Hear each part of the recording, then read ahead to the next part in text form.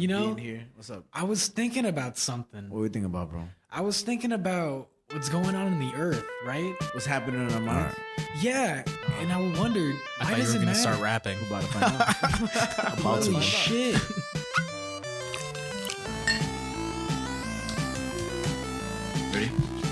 Ready. Just kidding. Welcome to Earth, Mind, and Matter. We said, fuck it, let's talk about albums. We said, let's talk about some movies and some fucking comics. This week in the universe. Across the internet. So what's So up, Javi? bright. What's going on, Frankie? It's too bright in here, Frankie. We should just shoot this in the dark. We should make a tent with blankets. Ooh, we could do a tent, and we might as well just move the show outside. You know, That'd be fun. You know, shoot a show outside. Do a camping episode. A camping episode. Oh my god. You know, What's up? This has been brought up before. Mhm. Someone has suggested this to me before. I forget who, but they said that we should rent a cabin for a weekend. Oh, the fake camping, right? That it's camping, but not really. Like, Isn't that what it's called? I don't know. Just like rent a cabin for a weekend, like in the woods, and we should film an episode in a cabin in the woods, And we should do it in the woods where there's like a murderer, like like Freddy vs. Jason style, or Evil Dead style. Evil Dead style, definitely. And then fucking we get chased, and then we actually die. And I think that'd be great content. Honestly. Like, I mean, the Blair Witch Project is awesome. It's alright. It's alright. It's alright. That movie's okay. What? I've told you this before. I think that movie's alright. It's kind of Which one are you talking about? Like the OG one? The OG one, the first one that was made. Yeah, Wow. I checked that shit out with the video camera recording. I don't remember a lot of it now, but I remember when I finished the first time, I was like, "It's alright." Wow. Fuck this show. Man, I really am about to just walk up. Like, this is. It was like if Us was made 80s. What was it made? 80s? Or something like that? No. 90s? It was like early 2000s. Search it up right now. All right, let's see. All right, let me. Because you got the laptop again. I do got the laptop. I hate not having this shit. Let's see. I'm pretty sure it was early 2000s. Think so? I'm gonna say 04. 04? 04. All right, I'm gonna say 1990. No, you know what? I changed my answer. No. 01. Ah! 1999. Fuck. 1999. And I said 1990. I just want to say a shout out to all my fans. Your OnlyFans? My OnlyFans that we do have. We actually got that as one of the questions. We have two questions. Let me actually get this in the recording. We could use that for it too, but all right. So we have two questions that were asked. We did the anonymous question thing on Instagram because people love to do that shit so much. They like to hide their identity like the cowards they are. No, I'm kidding. You should sign your answers. What do you mean sign? Like the hand sign? Like sign your fucking name on the answers. I leave my like Aquarius and like all that stuff. All right, so we got two things to answer. I got one little phone. So one person asked, your best pickup lines, please. Oh, oops, with my fucking camera. Okay. Once again, so one person asked, what are some of your best pickup lines? He needed them or she needed them. Okay. One that I got, pretty simple, but all you do is you walk over, you hold their hand, and you say, wow, your readings say that things are looking good right now. Ooh. That's it? And that's it. And it piques their interest. I'm like, what are you talking about? And then you go on a whole thing about how you're a psychic and whatever, and you can like really just like, you know what I see in your future? Me. Exactly. And then immediately cheeks. Immediately cheek. Cachetes. Like it's just like a shot of like her smiling, and then it cuts to clapping. And that's how you pick up people. And then if you want to record me, I gotta pick up line myself. I wrote it down because as soon as I saw the question, I knew it. My pickup line is you walk up, right? And you just, walk up all suave and shit. You put your hair back, take off the sunglasses, throw them on the ground because you didn't even need them shits because you're so goddamn cool. And you go, hey, baby. You say, what's your yearly income? And do you have any STDs? Asking for a friend who happens to live in my jeans. Wow. And that's how gross. That's how you. No, it's not gross. It's not gross. I love how defensive you get. It's not gross. What's up, girls? What are you talking about? Yeah, that's gentlemanly, like, and you know, people like honesty. The people who get married today have education and are most financially stable. So, I mean, if you want to marry somebody making $5,000 a year, you didn't ask. You know? And then our second question is, do we have OnlyFans? Well, I know you do. I do. I'm subscribed to it. Nice. And what are the pictures of? They're mostly of feet, which is like surprised me at first because I'm not a foot guy. Yeah, but I've learned to love. Right, it's like sexually artistic, you know. There's a sort of I'm getting lost in it. Sorry, okay. sorry. Well, no. You know what? Too spicy for the podcast. Sorry, man. I really got into it there. Yeah. You got a good page, man. Thank you. That's all I got to say. So subscribe to my OnlyFans, and me and Javi, we put both our feet in the future when the podcast drops for our fans. Yes. Only for our fans. Only for our fans. Nice. So subscribe to us. And those are our 2 questions. We answered a whole bunch more on the social media, which is Earth Mind Matter Pod. We also have a TikTok, which is Earth Mind Matter. And our YouTube, which is Earth Mind Matter. Yes. And yeah, man. And so what are we doing here today, Javi? We're talking about what's going on in the earth. In our minds. And this is why it matters. This is Earth, Mind, and Matter. Welcome back to the show, folks. Welcome to my brother. I'm Franky. I'm Javi. And yeah, today we are here. Don't have a group today. I've been kind of getting used to the groups. It's just us. It's a little lonely. You know, fucking. I guess, man. I guess we just got to talk to each other now. Like the fucking lonesomes we are. Can't take any pee breaks. No pee breaks. That was the luxury. Thank you, Brian, Anthony, Jess, Jonathan, Beatrice, everybody that's been here while I've been shooting. It helps with the pee breaks. So honestly, thank you so much. At a certain point, are you just taking advantage of them though? You think so? What's more important to you, the show or your peas? I'm actually contributing to the ecosystem. Oh, are you now? Yeah, man. Yes, urine is very. What's the word? Don't say it's biodegradable. No, not biodegradable. It's clean. You could drink your own piss, right? To an extent. You gotta like filter it or something, right? Yeah, you gotta like boil it or some shit. That's why every day I take a piss in your bathroom, but I save a little bit and I put it in the water you drink. Oh, dude, did you ever watch Man vs. Wild? Yeah, where he drinks his own pee, right? Yeah, what a crazy motherfucker for no reason. Yeah, I bet you he has a cameraman in front of him with a water bottle, and the cameraman's like, "What the fuck are you doing?" And he's like, "For the show, matey." I don't even know what kind of accent. Bear Grylls is like, "I'm gonna drink my own fucking piss," and the cameraman's like, "That's crazy." Whatever you say, bitch. Whatever you say. He did Hot Ones recently. Oh, really? Yeah, with the wings. I saw the thumbnail to that, actually. I haven't watched it. I think it's one of those things where you see a thumbnail, you're like, oh, okay, I don't have to really watch it. I don't really care what Bear Grylls has to say to me. You know? There was a video, actually, if you look up, it was like a TikTok or like a YouTube thing, whatever. I don't have a TikTok, but I do watch the videos in the same format. Yeah. But it was him like crossing over this little ledge that was supposed to be like, it was a little like you had to jump over the thing, and he's like, it's so dangerous, like you're gonna fall and you die, right? And then somebody visited that same exact little sector of land, and they just walked around it. They were like, "He's a fucking liar." Fucking Bear Grylls lying. He started doing cartwheels and shit and jumping around. It was so fake. So, you know, I mean, whatever. Chris Angels has a lot of fake stuff too, so I can't blame it. It's entertaining as fuck. So, but you know, something I'm pretty curious about, which you can pull up right now on your phone. On my phone, okay. On my laptop, phone. Phone, okay. I would love to see what Ashley has to say about us. Oh, okay. Because one of the questions that we put out on the social is that one of the questions asked on the social was that who's the introvert and who's the extrovert. And I don't know, I guess it was surprising to one of our fans. So the answer we wrote, which Javi wrote, but he said, we feel like our personalities are pretty obvious. But if you really can't figure it out, then Javi is an introvert and Franky's an extrovert. Yin yang and all that shit. And you put a little yin, things melting. And then, I'm going to read the conversation. Ashley, if you don't want me to read this out loud, I'm sorry.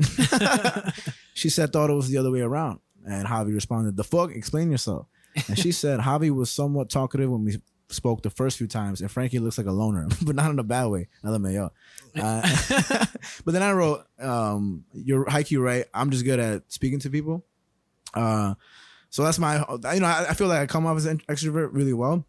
But that's just because I remember one time when I was smoking a whole bunch of weed, I was just like, man, I got to practice talking to people, like conversating with them, it kind of selfishly extract things from people, but for the sake of conversations and networking. I feel that, again, we live in a society where we're doing everything electronically. Chill out, Joker. We live in a society. And I feel that now, you talking to people in person, it's kind of a rarity. Even we had a discussion where I was saying that not a lot of people go up to like, girls they like or guys they like, and they're like, hey, trying to like pick up lines, right? Mm-hmm. And then you said what to that? I don't even remember. You were saying like now we live in a day and age where people would rather not be like approached, and maybe they'd rather be. Oh, I do remember Mm-hmm. this. Yeah, Mm-hmm. yeah. That I was saying that like with technology and things like that, that it's Mm-hmm.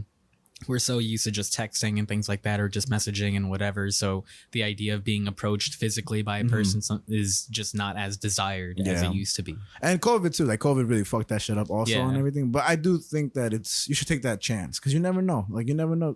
Clap some cheeks, or just conversate with the friendly person. And when you get them cheeks, Think- remember us. Think of our OnlyFans where our feet are just there in your face, and you're going. And we haven't bathed for like 10 days. Oh man, you know what I think about? I think about that episode of Ed, Ed and Eddie with the Canker sisters, Yeah. and how they tie like them down and stuff, and they put like those little wooden like clamps on their legs to keep them still, just so they could play footsies with them. When we're gonna cancel the cankers? Like actually, one of my topics, I'm about to include them in the thing, but you'll find out in What this the episode. kind of, yeah. But yeah, how you been, bro? How you been? I feel like we haven't shot in forever, but I also think that we've been shooting with so much people that now it's just me and you now. Look at me. Look at me. Put in the, what I'm talking about, the Western music and everything. Yeah, I've been good, man. Good. We just hit episode 25 last week. Crazy. Which is pretty nice, pretty dope. I had my comic event the day right after that. How'd that go? Went pretty well. Nice. Admittedly kind of slow, Mhm. but I'm sure over time these events will just get busier and busier. It's all about consistency, Yeah. Mhm. But made a couple sales, met some people, some Awesome. nice people and shit. It's a good time. That's what it's all about, bro. That's what it's all about. Networking and all that shit. Tell you. But imagine they came up to you and you were just like, "Can I FaceTime you?" And they're like, "Oh, okay." But some people prefer that shit. We do live in the age of technology, and yeah, some people were shy. How you doing, my guy? I'm chilling, man. I was a little sleepy today, but as soon as we started, fucking wake right up. Honestly speaking, so that's awesome. I had some good ass sushi earlier.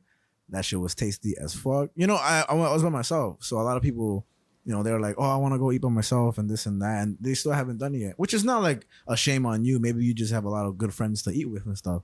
But lately, I've been doing that. Walk into a bar, have a drink, work on the podcast. Usually, was what I'm doing. And today I did that, and it was cool. At first you get that feeling of like, "Oh shit, I'm by myself" and everything. But I mean, who the fuck cares? It's really just, try it out. I don't think it's necessary for life. Do as you will, as you please. But it's a good little feeling. Even like I know we talked about this a long time ago, but like going to the movies by yourself too. Mm-hmm. Let's just try it out. The best thing about going to the movies by yourself, nobody's talking in your ear, unless you like that shit. Then whatever. But yeah. I mean, I'm pretty happy with the people that I go to the movies with because they don't talk during the movies. They're probably asleep because you go to the movies at 12 a.m. You're a baby. Like, how old are you? Like, Jesus Christ. Even Jesus went to the movies. they didn't whip his ass at 3 a.m. Everybody went like, they said during the middle of the day, we got lives to attend to. We got to go to sleep early. We got to whip somebody else, crucify somebody else the next day. Man, boy, I'm sure you were out that night drinking. Nah. Fucking, I drink water only. Oh, yeah? Yeah. Vodka? Vodka. It just pronounced water. On some Polish shit. But I do have a couple of stories for you, right? What do we got to talk about today, my guy? So, as we usually do on the show, running through real quick, we do the 3 topics in our A.M.C section, which is albums, movies, and comic books. So today my 3 stories are going to be Biden's anticipated declaration of climate emergency and the heat plan that's happening right now. My little sniffles. Then I have another one that isn't really recent, but I did come across it when I was in Philadelphia. I just came back. And it's about Kevin Spacey. Oh. All right. Yeah, we all know who that motherfucker is. And his alleged sexual harassment and sexual assaults. What's I up? used to have a Baby Driver poster. Oof. Oof. Yikes. I know. Let me put on a jacket. No, what's funny? The reason I'm doing this topic is because me and Brian, we were in Philadelphia like 3 days ago. We only stayed for like a day. And at the bar that we were at, they were showing Baby Driver. So I've never seen that movie before, and we only kind of catch the ending with no sound, just captions. And then we just started talking about like, yeah, Kevin Spacey did all that shit apparently, you know. And then we're like, hey, let's look it up. So we looked it up, and then it's just crazy. Like, it's fucking crazy the amounts of accusations, you know, all alleged. It's not get sued and shit. But this guy is in hot shit. But he's handling it like a douchebag. I think so. Like, I kind of really don't fucks with Kevin Spacey at all. Yeah, Kevin Spacey's not really a good dude. Yeah, he's a dickhead. I mean, I think he prefers dickheads, but that's beside the point. Oh. And Kevin Spacey just got on the show. It's a segment in the show called Gotcha, where where people get you. Sorry, Kevin Spacey, you just got. And my last story is Alex Jones and the Sandy Hook shooting. Ooh. So do you know who Alex Jones is? No. So it'll be interesting to bring him up because he's a funny motherfucker, but he's also very controversial. And so I've seen him on a bunch of other podcasts and stuff like that, but he's crazy. But he's a huge conspiracy theorist and has a grand following. So, you know, when you link those two together. Are they going to attack us after this episode? I mean, if they do, whatever, good content. It's all about the content at this point. You feel me? Like, we get attacked, just put it on the TikTok. Or just put that theme music as we get, you know, fucking beaten to death. Tomatoes getting thrown at us. Fucking awesome. Arrows getting shot. Fuck it. I don't know who's carrying on tomatoes and arrows. Fucking just one guy with vegetables. I'm thinking like medieval times right now. And their torch fucking and the fucking, you know, that old cliche caveman cloth people wear. Yeah. If that's what it has to come to, that's what it'll have to come to. You feel me? So, but yeah, bro, I mean, it's good to be shooting again. I like that, you know, the consistency is real. You know, it's just been going and going and going. We missed a couple of weeks, shut up. But it's work. We got to put in a lot of work for this shit. So, but yeah, bro. Let's fucking do it. Let's fucking do it. All right. I have my pickup line too with the STDs and the. All right. So we're going to talk about the heat plan and the climate emergency because, you know, a lot of people think of this topic as like, oh, whatever, like climate change and this and that. But you brought up the whole EMS thing. Well, remind the people. The EPA. Whoops. EMS is not the right thing. But what did you talk about briefly beforehand a couple episodes ago? Supreme Court strictly limited EPA to regulate companies that are releasing carbon emissions in the air and shit. And basically fucking with our planet altogether. Fucking, I mean, look at the heat wave that we're having now. It's pretty interesting. So alongside that, I came across an article and had a whole bunch of interesting stuff. So I'm going to go on with that. So now, obviously, when it comes to the president, he has a whole bunch of people that talk under him. And one of them is Special Presidential Envoy for Climate, and his name is John Kerry. John Kerry. He looks like a former president. I feel like he was somebody in our policy book, but I don't look it up. But he says that every one of the top 20 countries that equal 20% of all emissions, they all have to do more to benefit our climate, right? And this is coming from a BBC interviewer asking about China and India's effect on the climate. So he was trying to take it to those directions, but he's like, everybody has to do better, right? And now in the United Nations, there's a conference that happens. It's called the United Nations Climate Change Conference, and it's more commonly referred to as the COP26, right? This year was the 26. Yeah. Okay. It's spelled like COP, like okay, to the minorities. And this is the 26th one that's happened in this year. And it's held in Glasgow, Scotland, United Kingdom, from October 31st to 13th of November in 2021. I want to go to Glasgow. Yeah. What is that? I don't know what that is. I know it's a place, but yeah. I mean, because Scotland seems cool, and Glasgow is like a pretty popular town in Scotland. I never heard of it, so I don't think it's that popular. I know a band from Glasgow. Yeah. If I remember correctly, but I remember they are Scottish. They're called Paws. Paws? Yeah. Like paws, like feet, like little feet from the animals? Yeah. No way. I thought it was going to be Paws, like Paws the music. That's that funny, the name Paws. Let's fucking go. Okay, so at this conference, Biden stated that by 2022 or 23, I don't have the year here, I deleted it. But by a certain year, very soon into the future, within 5 years, he would produce more than $11 billion a year in climate assistance of various kinds. Oh, by 2024. Okay. Right. And as of now, because of congressional opposition, Republicans, people who are there's like one Democrat who also doesn't really fuck with climate change. They've only allowed $1 billion to like be raised for it.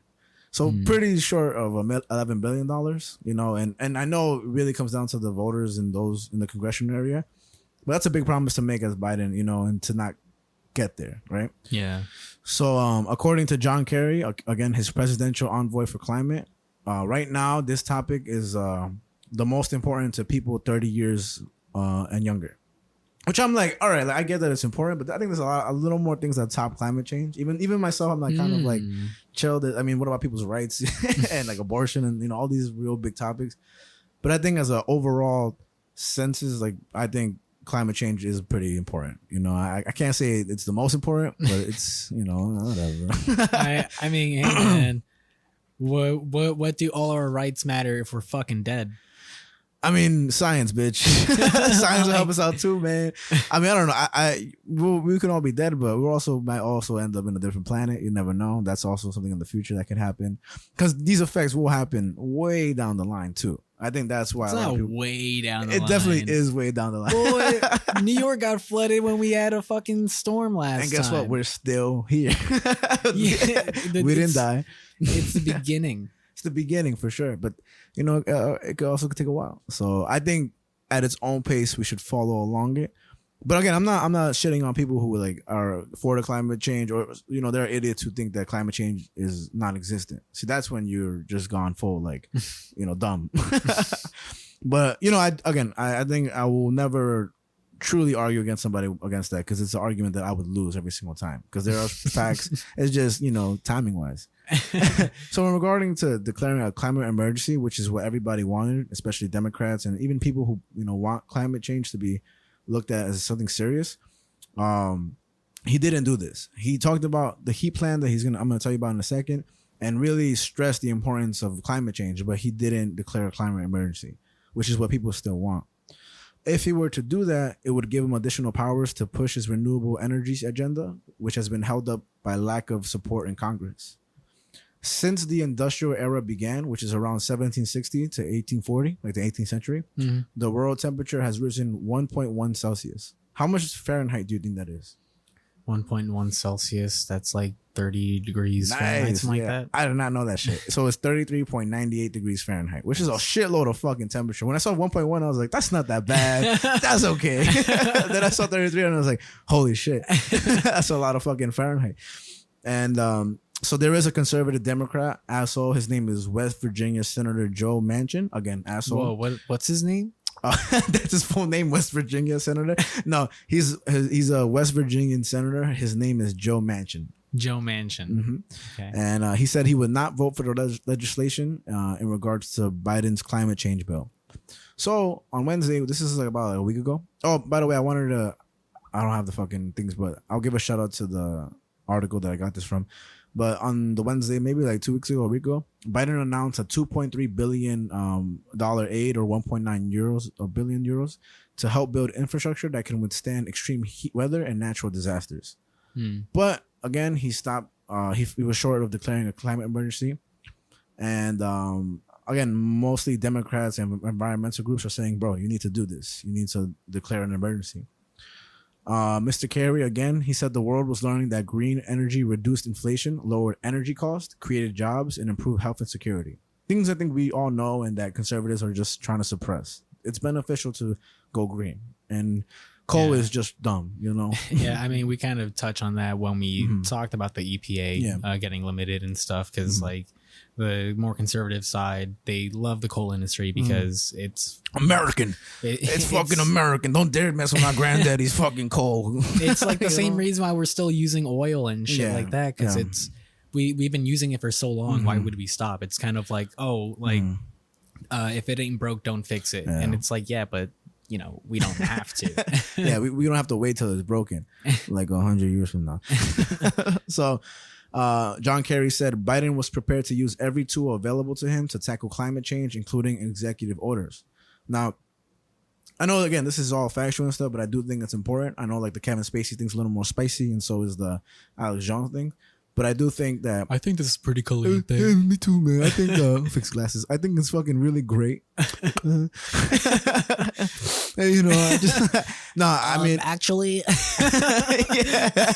This is super fucking important. I don't get laid, but I read the news. Let me get one of my pocket pens. My environmentally friendly pocket pens made from squid ink. From wood. It doesn't write anything down, but I feel like I'm preserving my thoughts. Fuck yeah, eat meat. Vegans. Dude, you know what Josh has been saying recently? What's up? Eat a boy. Hey, chill, Kevin Spacey. Chill. What is That's what I feel. What are you saying, bro? Eat a boy. All the all homophobic people, they're like, I don't eat male cows. All cows are female, right? Yeah. Fuck. Fuck. Nice try. I tried. You know what I mean. I don't eat female pigs. You won't catch me eating men meat. I bet you somebody's out there. So Biden outlined the new actions in a speech on Wednesday at a former coal plant in Massachusetts, which is now part of an offshore wind farm project. He says, quote, "As president, I have a responsibility to act with urgency and resolve when our nation faces clear and present danger. And that's what climate change is about. It is literally, not figuratively, a clear and present danger. The health of our citizens and our communities is literally at stake." Sounds like a Kardashian, all that literally. So now we have the heat wave that's happening. And right now, 100 million Americans are under heat alert. 90 communities set records for high temperatures. And again, the $2.3 billion is going to aid with protecting from extreme heat, drought, flooding, hurricanes, and tornadoes. Now, this I thought was really fucking interesting because everybody's suffering because of the heat. They're deploying $385 million to certain states that will be able to be used to pay for air conditioners. So it's federal funds to pay for air conditioners and set up community cooling centers in schools. I just think the air conditioner thing is crazy because do you remember like when they announced a while ago, like a couple months ago, that at the stadium where what is it, the Mets? No. It's either the Olympics or the World Cup, one of the two. But at the stadium that it's gonna happen in, they installed like massive like AC vents or whatever. Do you remember this? No, I don't. It's like the stadium inside is just lined with like these massive like fucking cannons. I like how you talk so much with your hands too. Like you're like, and this and that. Like, I talk with my hands a lot too. So it's funny. Sit on your hands, bitch. That's what they say to Italians apparently. Sorry, continue. It's just like these massive like cannon looking things, and they just blow fucking cool air. And it's I never would expect it. But it like the stadium is open on the top, so it's kind of like defeating the purpose. Yeah, and so a lot of people were just like, "This is so bad for the planet." Like it's just like having the AC on for no reason. That's pretty They might as well just put hairspray coming out of it too. Just fuck everything and then just tape endangered species to the thing to freeze to death. I don't know. Just make it worse. It's pretty funny. But what, do they still do that now or no? Well, because it hasn't happened yet. Okay. Yeah, because like I said, it's either for like the Olympics or the World Cup. One of the two. Okay.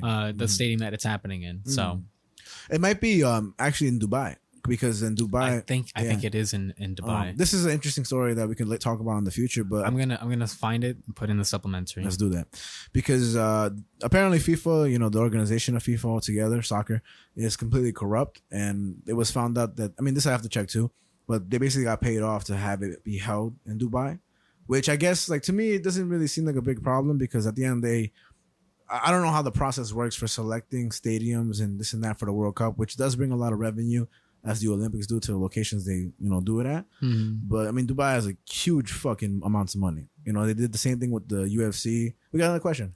Nice. They did the same thing with the UFC during coronavirus, but I thought it was a move well done because it began the process of reopening things. Like we saw that Dubai can do it, and it was crowdless, but I think it empowered a lot of other people to start it up again, like the NFL and stuff. And I think we're doing fine right now.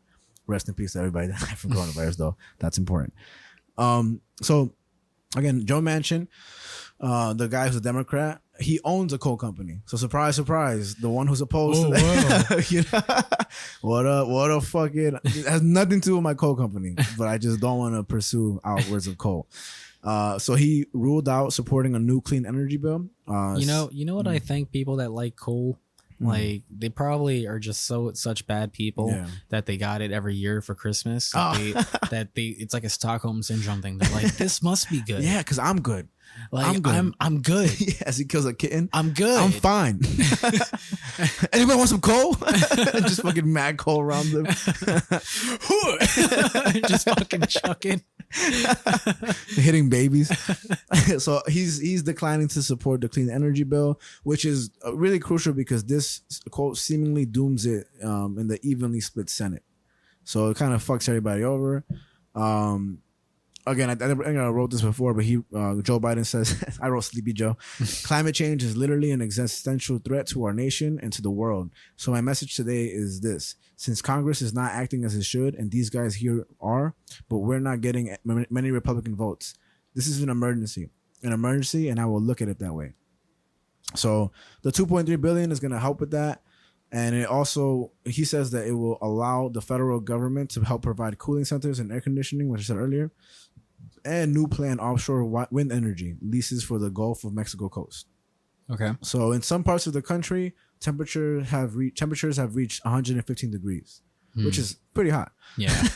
And I'm guessing that's happening maybe more in the Midwest or now it's hitting the Pacific south? Northeast, but Northeast. Pacific Northeast is where it was supposed to hit most recently. But I'm assuming that like it also does hit there because it's hot as fucking Texas, you know.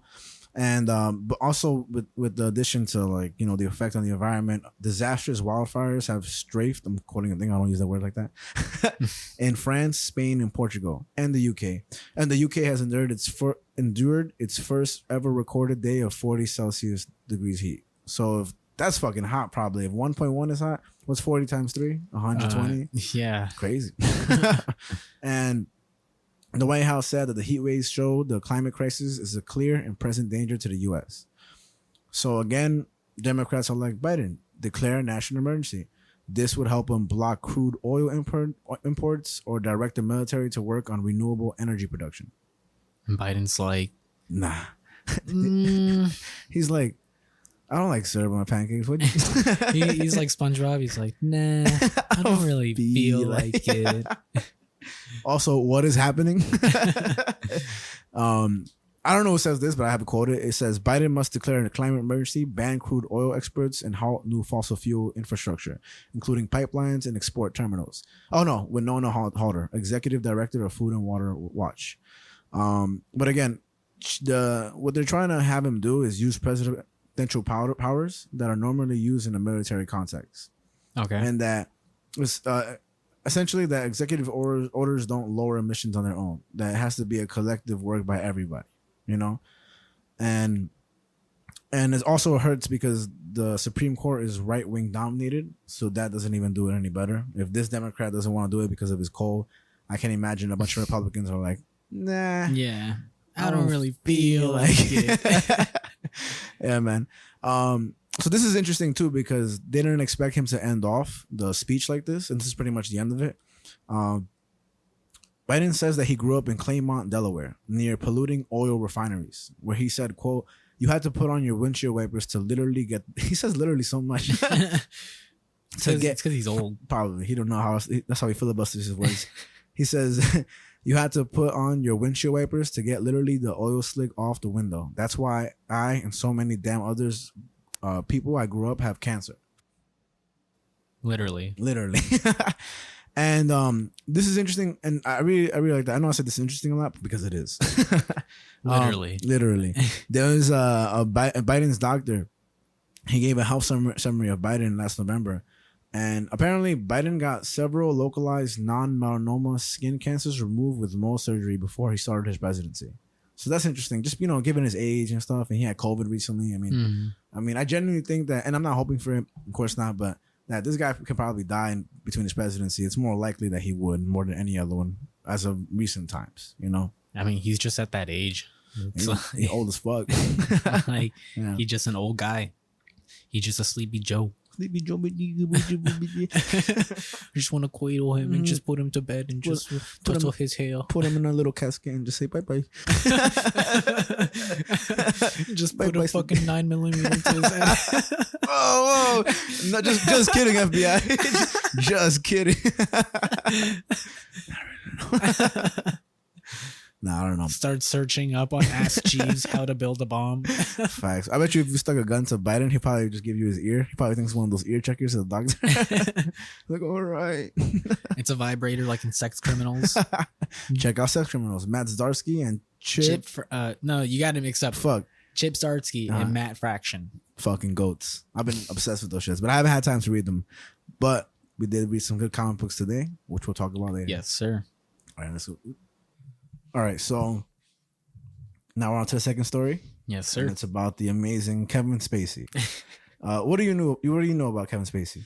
Yeah, I mean, so I haven't seen a lot of his movies. Definitely, like I would say, my favorite movie as of recent was Baby Driver.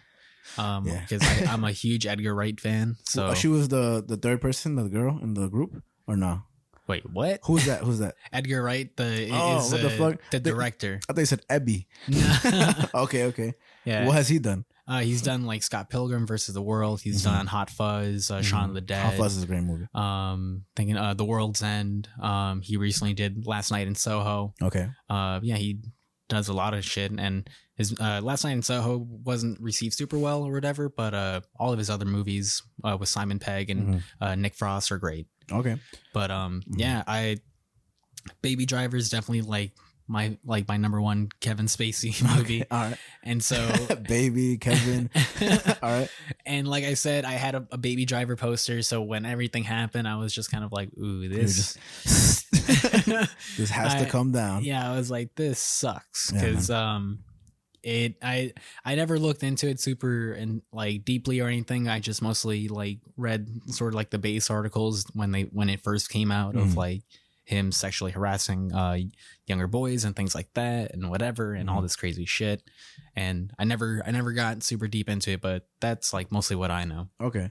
And again, the way I found out about this article, me and Brian were in Philadelphia and we just were at a bar, and I told you this earlier. Sounds like I'm repeating myself on the podcast, but Baby Driver was playing on TV. And, we watched the most of it without audio. At first we were like, what the fuck is this movie about? And the ending is kind of ridiculous how he survives there's a lot of funny things, but it is a pretty cool movie. And I didn't know the title was based off of Simon and Garfunkel song.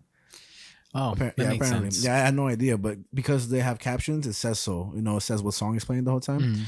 So, I mean, it was a fun actiony movie from what I saw. Because then Fast and Furious came afterwards, and I was like, what in theme with the whole fucking thing.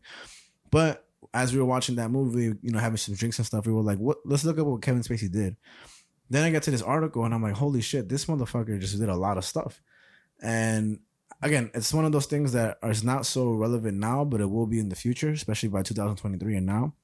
So I figured we'd talk about it. This article I'm reading off of is from The Cut. I think it's part of the New Yorker or New York, and it's by Bindu Bansanath. So shout out to Bindu. There's a little great picture of Kevin Spacey looking all upset for all the evil he's caused to the world. And it's a lengthy article. So I'm going to just start off now. So in London, Kevin Spacey pleaded not guilty to the multiple sexual assault charges he's facing, right? And between 2013 and 2015, he faced 4 charges of sexual assault against the 3 men and 1 charge of causing person to non-consensually engage in penetrative sexual activity.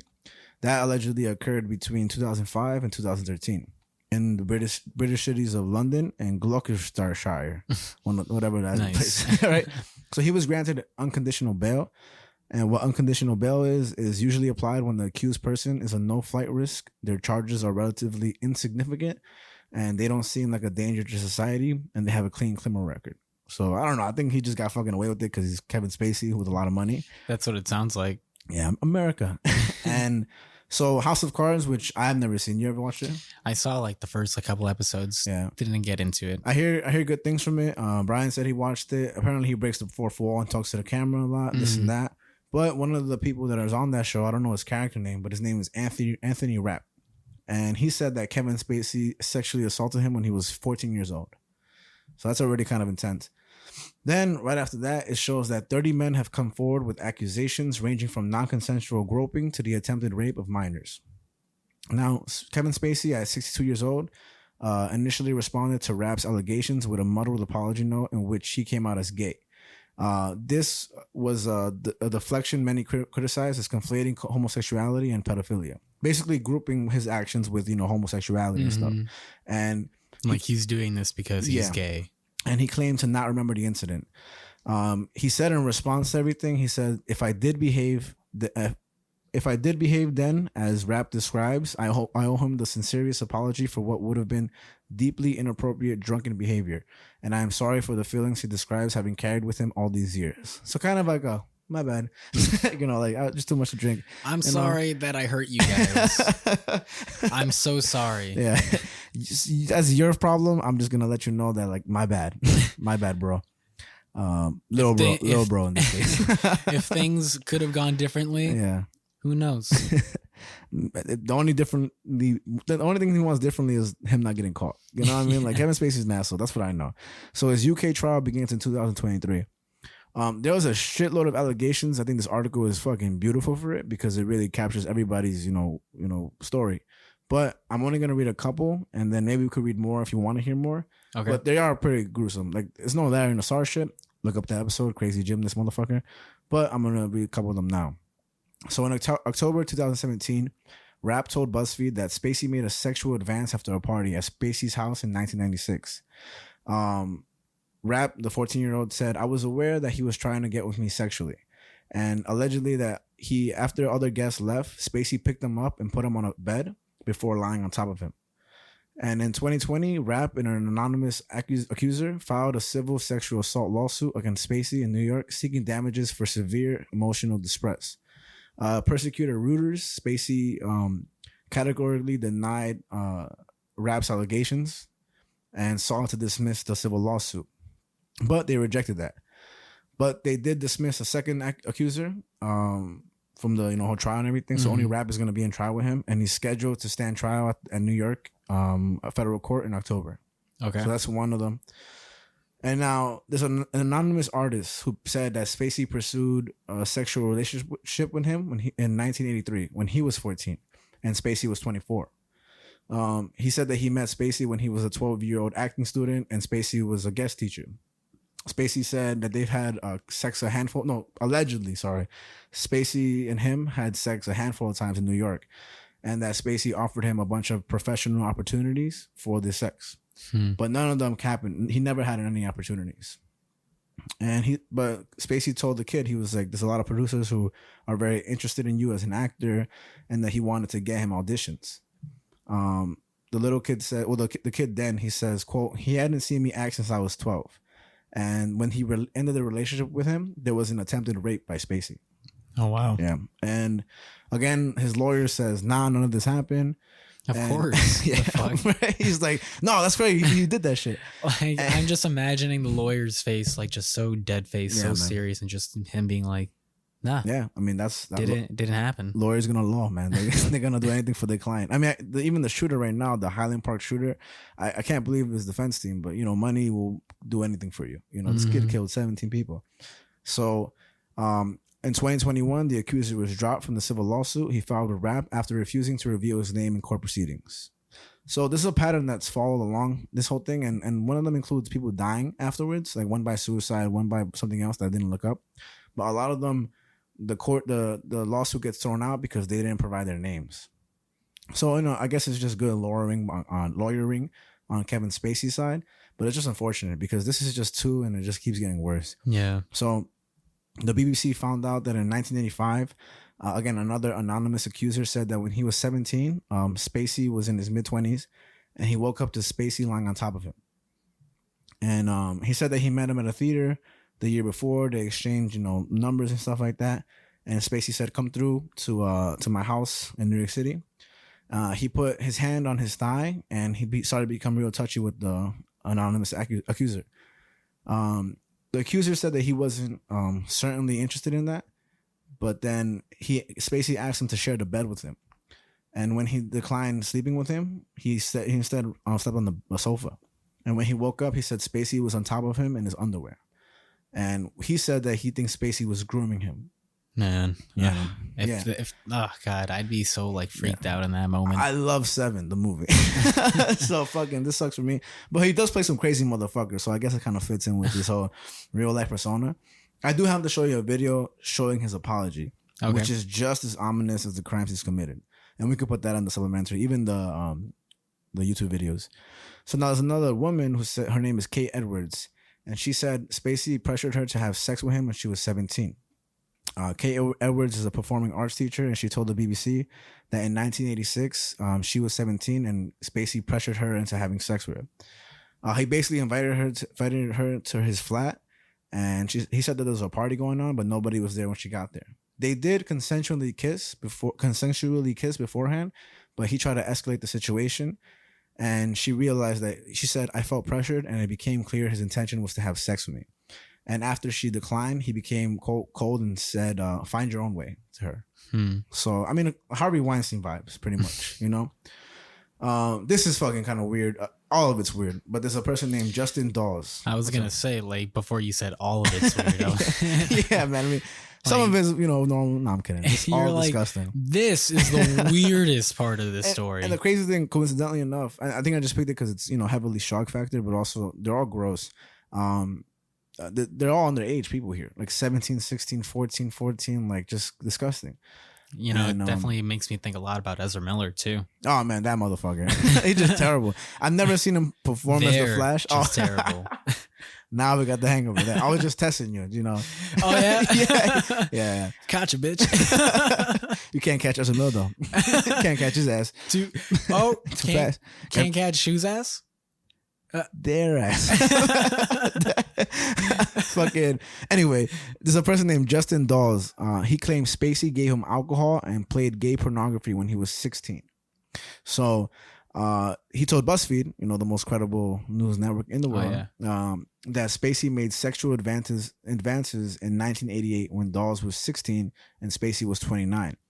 Spacey allegedly invited Dawes, who was then a high school junior that was interested in acting, and one of his friends that was a male, to an apartment of his in Connecticut. And he said, I know, Link, this is really frustrating. He said, "Fuck Kevin Spacey." I know, man. I agree with you. Let it out. Link, let it out. It's okay, man. Let it out. Give him some tissues. You know, it's crazy because Jonathan was just saying that he missed Link in the episodes. Beautiful, right there. And it only took Kevin Spacey's pedophilia to bring it out. What a beautiful thing. What do you think, Link? Okay. What else, Link? All right, he's munching. He's good? He's munching. All right. He's eating his feelings away. Yeah.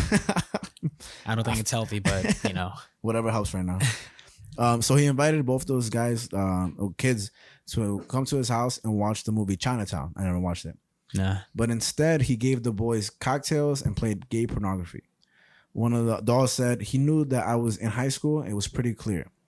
And that he left the situation feeling sleazy and he thought it was a manipulative experience, but not necessarily intimidating or pushy." So now he filed a lawsuit. He made a deposition. That feels like a contradiction. Like, yeah, I mean, but that's when this feels manipulative. Yeah, but it wasn't pushy. I mean, like what? It's perfect manipulation. That's the best. You know, like he's an actor. Who knows? Actors are fucking weird, man. I don't know. But we get it. Link, I know, man. We get it, man. You gotta control yourself, though. You gotta control yourself. You do whatever you want. Like, it's your house. It's your world. We're just living in it. Facts. Yeah, you know what I'm saying? So he testified in a deposition for Rapp's lawsuit. But Kevin Spacey again filed a motion demanding that Dawes reveal the name of his friend, which a federal court judge granted earlier this year. So again, you know, I feel like it's very fucked up for him to do that, just because, you know, some people do want to have their identities, you know, remain anonymous, because it's just not their fault for your disgusting actions to make them expose themselves to the world as this type of person. Yeah, be defined by that. I feel like that's kind of one of the reasons why a lot of rape victims and things like that don't come out, because they're kind of almost afraid of the shame that they might possibly get. And like just people calling up for interviews, like not because of their skill sets or what they've done good for the world, just because somebody did something terrible to them, especially a high profile person like Kevin Spacey. But it reminds me of the Olympians who came out all against Larry Nassar and made statements to the world and to his own face. And I think it's important. I mean, it sucks, but it's also something that helps you own up to things and helps you with closure. I assume so. If he goes to jail, because this motherfucker seems like he's just chilling, you know. A lot of the lawsuits have been dropped already too. That's crazy. Yeah, but there's about 30 of them. So now just knocking them down like dominoes. Yeah, man. Fucking Kevin Spacey, bro. Fucking who? What an American Beauty. Is that movie he's in? No, I don't even know, to be honest with you. I just know 7, Baby Driver. Oh, actually, He is in a couple movies. I forgot. I had them in there, but my bitch ass forgot. He was in. Let's see. Did I just delete my movies that I had him in? Oh, okay. He was in Seven, Superman Returns. He was in A Bug's Life. He was in See No Evil, Hear No Evil, which Richard Pryor, if I'm not mistaken. If I am, so sorry. And How could you? And the TV show he was in is House of Cards. I didn't look into more of the TV shows because I don't even care about Kevin. You don't Spacey watch like TV. I don't watch TV. There's an actor. His name is Harry Dreyfus. He said that when he was 18, Spacey groped him. Again, he told BuzzFeed, who was the son of an actor called Richard Dreyfus. I don't know what that is either. That he called Spacey a sexual predator and that he was groped by him in 2008 when he was 18. It apparently took place in a rehearsal at Spacey's apartment, with Spacey surreptitiously touching his thigh and crotch without his consent while Harry's father was in the room. And what he says, quote, "What disgusted me about Kevin was how safe he did feel. He knew he could fondle me in a room with my father and I wouldn't say a word. He knew I wouldn't have the guts and I didn't." Damn. So that's fucking disgusting. Again, reminiscent of the Larry Nassar guy who would, sexually violate these women while their parents were in the room, just one curtain in between them. And just, it's one of those power move things I think that also comes with these people that, cause others to have terrible experiences. I mean, and I said it before and whatever, but like definitely like at a certain celebrity level, you have an influence that like is so difficult to ignore, especially when you're a fan or when you're trying to get into the business. Like he's clearly preying on people that are trying to be actors because that's the pattern, it seems like. So that just sucks. Yeah, man. I mean, it's also the people who are surrounding Kevin Spacey. One of the stories that I don't have here, but it's basically one of his agents basically told somebody, I think I do have it here. It was a military advisor to the movie they were filming. And he basically said, "Hey, can you go in to Kevin Spacey's trailer and have sex with him?" You get me? So like, again, I think Harvey Weinstein is terrible, but we all seen that video of all the people going on stage thanking Harvey Weinstein for their amazing careers. And it's like, where's the accountability for those people? Where's the accountability for Jeffrey Epstein and all the people that he had over at those islands? How come that's just close to shit? I saw something about Jeffrey Epstein on that list. Fuck, I forget what. Yeah, I mean, the list is not out, and again, I don't think it will ever come out because there's so many people in power that So I think there's a lot of accountability to be held, and that's why Ghislaine Maxwell, the person who was sentenced to jail, she was sentenced to about 17 years or 20, who was actually put into a less secured prison recently because she was complaining about how terrible the conditions were. Her bitch ass, she's like, you want to fondle kids and do them dirty, and then you want a safer condition. It's fucking stupid, man. But again, there's a lot of accountability that is non-existent. And she's like the sheets aren't silk. Yeah, basically, fucking her bitch ass. She wants, you want a massage at 1:00. She wants her caviar in the morning. They're making me work, and it's terrible. I didn't know this, and this is just a little beehole shit. But like, apparently, like about 29 people who have worked for the Clintons, have committed suicide or died in mysterious ways. What the fuck? Have you heard about that? No. Have what you heard the about fuck? this? No, it's fucking crazy, bro. And like one of them was found hung or some shit, like shot with a shotgun and shit like that. Like, and they've all worked for the Clintons. What? God bless America. It's fucking crazy, and these are real things that just are kind of swept under the rug, So there has to be a correlation there. That's fucking bizarre. Yeah, but Hillary Clinton was trash anyway too, so just whatever. Have you ever seen the Meme Queen video? Never. What is this? Ah, so good. It's just a video when Hillary was running for president and shit, and it's just because like it was that joke of like Hillary just will try to buy to any community to get their vote. Of course, yeah. Except the white community that Trump definitely powered over. You know what I'm trying to say? Like, and so there's this fucking like 6-minute video of like her being the meme queen where she just like she's into everything that all the kids are into and all this shit. Heelys. The video starts with Pepe the Frog coming in on the unicycle and she goes, "Here comes that boy, just kidding, it's me, Hillary." And it's the funniest fucking thing. She was the worst. Just I don't know. I mean, they all were though. None of them were great, but I'm just saying she was pretty bad too. So this is fucking crazy. One of the accusers that again remained anonymous said that he woke up to Spacey performing oral sex on him. They per the news column Variety, and again this is the cut. Shout out to Budith or whatever her name was. We'll read it again. They were told this in 2017. They launched an investigation. Scotland Yard launched an investigation into allegations by an anonymous man who said that in 2008, when he was 23, he asked Spacey help. He was the director for the Old Vic Theatre, and he asked Spacey for help with his career. And Spacey said, "Come to my house in South London." They said that they smoked. No way it says this. Oh, I thought it said they smoked 2 marijuanas, but it says the 2 smoked marijuana and passed out. And then he woke up. I'm never smoking weed again. Never marijuana, not even once. If Kevin Spacey does it, I'm not doing it. Fuck that shit. He just tainted marijuana for everybody, bro. He said that after they smoked, they passed out, and he woke up to Spacey performing oral sex on him. He told him to stop, and Spacey said, "Don't tell anyone what happened here." They interviewed Spacey in 2019 in connection to these allegations, and basically he was like, nah, and he wasn't arrested for this either. What the fuck? Yeah, man. This is another one. I mean, it just keeps going on. This is the last one I have. Is Kevin Spacey British? I don't know. I mean, the only thing I've seen about him is the videos, and then just this. So I don't really know. But it seems he talks with a certain accent in the show. That's what I know, because in his apologies, he portrays his actor in House of Cards in his apologies, which is fucking weird. Which I'll show you after this story. But I don't know. Because it sounds like he has a lot of this. A lot of this is happening in Europe and stuff like that. Yeah. So I'm just kind of like, is he British? I've never known. But you know what else he's in? He's in Call of Duty Advanced Warfare. No way. Yeah. He's from New Jersey. What the fuck, bro? Jersey's ass, bro. I'm kidding. I know you break the gym.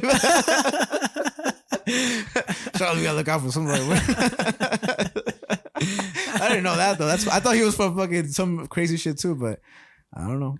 Man, he really said, fuck Jersey. I'm moving out to Europe and London and all this shit. He said, let me ruin foreigners' lives. And this is the last. Maybe he's so much of an American. He's like, I can't taint my country. I'll go taint another country. Honestly, yeah. You know what? Moment of silence for Kevin Spacey. Moment of silence. And that's enough. That's yeah, fuck that guy. So staffers on House of Cards claimed Spacey created a, quote, toxic environment for young men, end quote. 8 staffers from House of Cards told CNN that Spacey had behaved inappropriately with them, with one production assistant alleging that Spacey put his hands down the assistant's pants while he was driving.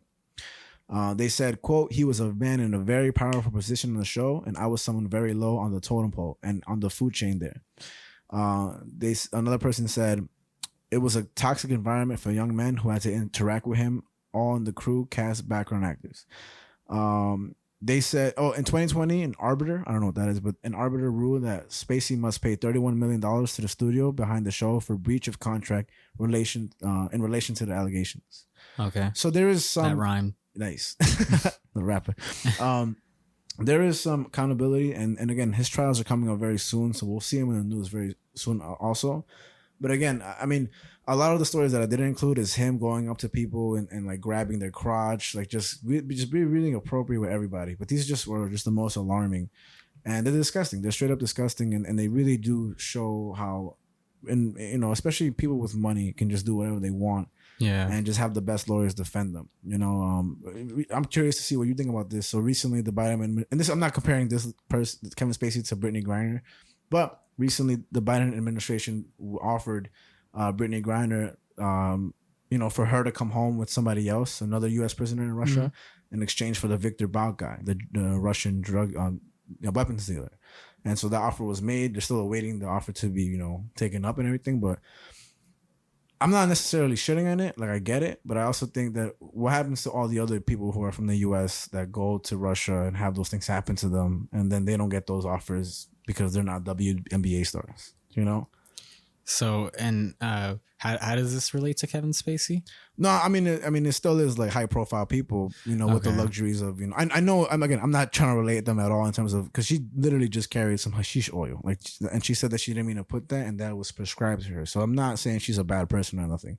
I'm saying, technically speaking, like she's in a little mashup of law where, she has to face accountability due to Russia's law, not because I agree that it's something you should face accountability for. But now we're offering a Russian, terrorist basically to go be traded for her to come back. You know, and why do people high profile get these luxuries when a regular person probably wouldn't? You know, I mean, you know, society gonna society. Like, I guess so. That's just kind of how it's always been. It feels like. I also think about what is his name? Who's also in Baby Driver? Ansel Elgort. Who's that? Shit came out about Ansel Elgort. Did he play a character? Or? He was the lead of Baby Driver. The baby guy? Baby? No fucking way. And he was also most recently in West Side Story with Steven Spielberg. Okay. The remake. Yeah. And there was a lot of people, especially on Letterboxd, for the reviews of West Side Story. They're like, it's pretty good, but it has a massive Ansel problem. What do you mean? Because Ansel Elgort, like, his name's Ansel. Yeah, I know, it's weird. Yeah, but because like a lot of shit came out about him talking to like underage girls and things like that on social media and shit like that. And it's funny because he's the face of a baby. It's kind of hilarious how things play out. And all that just got swept under the rug, and he had to be in West Side Story. That's some bullshit with fucking Steven Spielberg. So it's.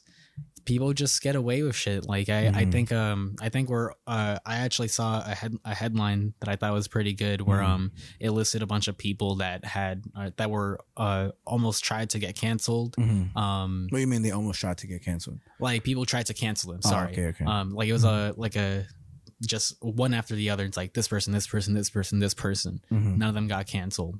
Like what's going on of cancel culture? But I think canceling is stupid. Like I also think like this. And not like in a bad way. Of course, people should be, again, held accountable for what they do and what they say. But like we use this dumbass term cancel when there should be a different way of handling things too. Like true accountability. Not like, oh, we're going to ban you from your social abilities to do things. Like, and I know it helps because if you did something wrong, people should be able to refuse your service if they felt hurt by what you did. Yeah. It's an extent of, I think like mostly the idea is just that, cancel culture has kind of died down a little bit. It seems like it's not as in full force as it used to be, say maybe like 5 years ago or something. Yeah. I think some people embrace it too because it's not. I mean, if you did something as terrible as Kevin Spacey, they're not gonna embrace the pedophilia. But it's just like comedians who tell jokes. Even Dave Chappelle, whose show had to be canceled recently because he tells certain jokes that people don't approve. When it's like, it's like getting mad at the Onion and canceling the Onion. Or it's like, are you kidding me? Like the whole point is to just be satirical and just do the things that they do. I mean, you could also just say that maybe people are just directing their cancel culture to like a different audience. Like maybe you could say like 5 years ago they were really attacking actors and things like that and whatever. But now they're focusing on comedians and shit like that. So I don't know. Cancel culture is weird. Yeah. Some days it's kind of like it is necessary in a way because sometimes we wouldn't know if this group didn't decide to look into it, and people would just get away with things. Yeah, I mean that's why journalism is so important too. That's why I think they're eventually. I mean, journalism is kind of the OG cancel culture. Without trying to stretch it into that, and they don't have like blue hair and fucking. No, I'm kidding, but I don't know. I just think there's a better way of going by it that really does take it in a more serious way rather than a more childish, out of context way where you just pick and choose what you want because you don't agree with what they're saying. Something I always try to remember and something that I think you probably need to hear: don't take anything on Twitter too seriously, and don't just read from the New York Times. It's fucking, I don't know. Yeah, man, fucking, if we get canceled one day, we'll just ride off into the sunset and just say the N-word. I'm kidding. I'm gonna say it right now, you snack. That's crazy, bro. I still think that joke is fucking crazy. That's Javi's joke, not mine. No, I'm kidding. All that stuff is bad. Things are bad. We're good. We're good civilians. I'm the best person in the world. Yeah. I get coal every year. Oh yeah, and I love it. Yeah, man. So if you want to support Kevin Spacey, go to his GoFundMe. His OnlyFans, which is about. Oh, actually, nah. First the snags and the only. I'm about to cancel you, bro. Fuck out of here, man. G cry. Wow, I'm glad that it hit us at the same time. We're just like, oh, whoa. Join my OnlyFans with my feet, and our feet are gonna be there. Everybody else's feet, with Jess's feet, if you want to. We got a special guest Jess here, just fucking listening to our shenanigans. And yeah, bro. So But yeah, that's Kevin Spacey and his bitch ass. I really hate this guy. I don't even care for his acting no more and anything except Seven. I like Seven a lot.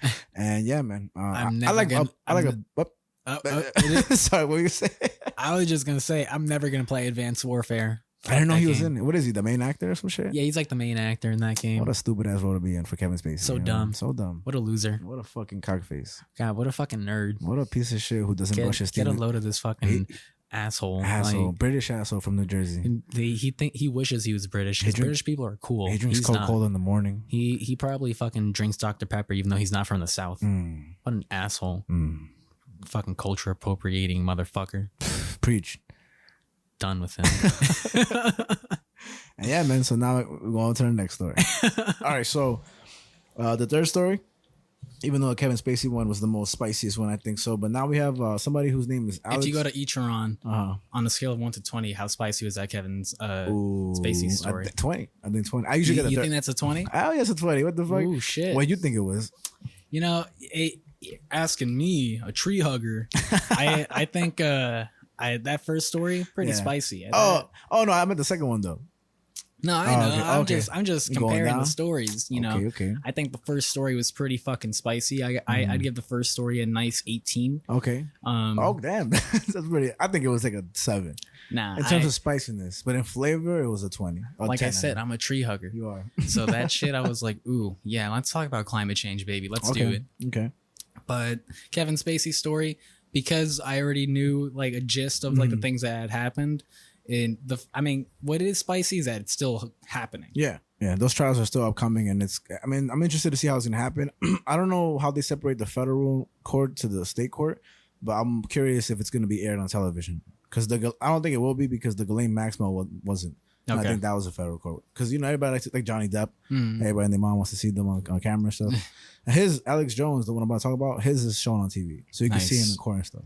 Yeah, all I gotta say. That Kevin Spacey story, 19. Ooh, 19 what would have made it a 20? If he killed someone.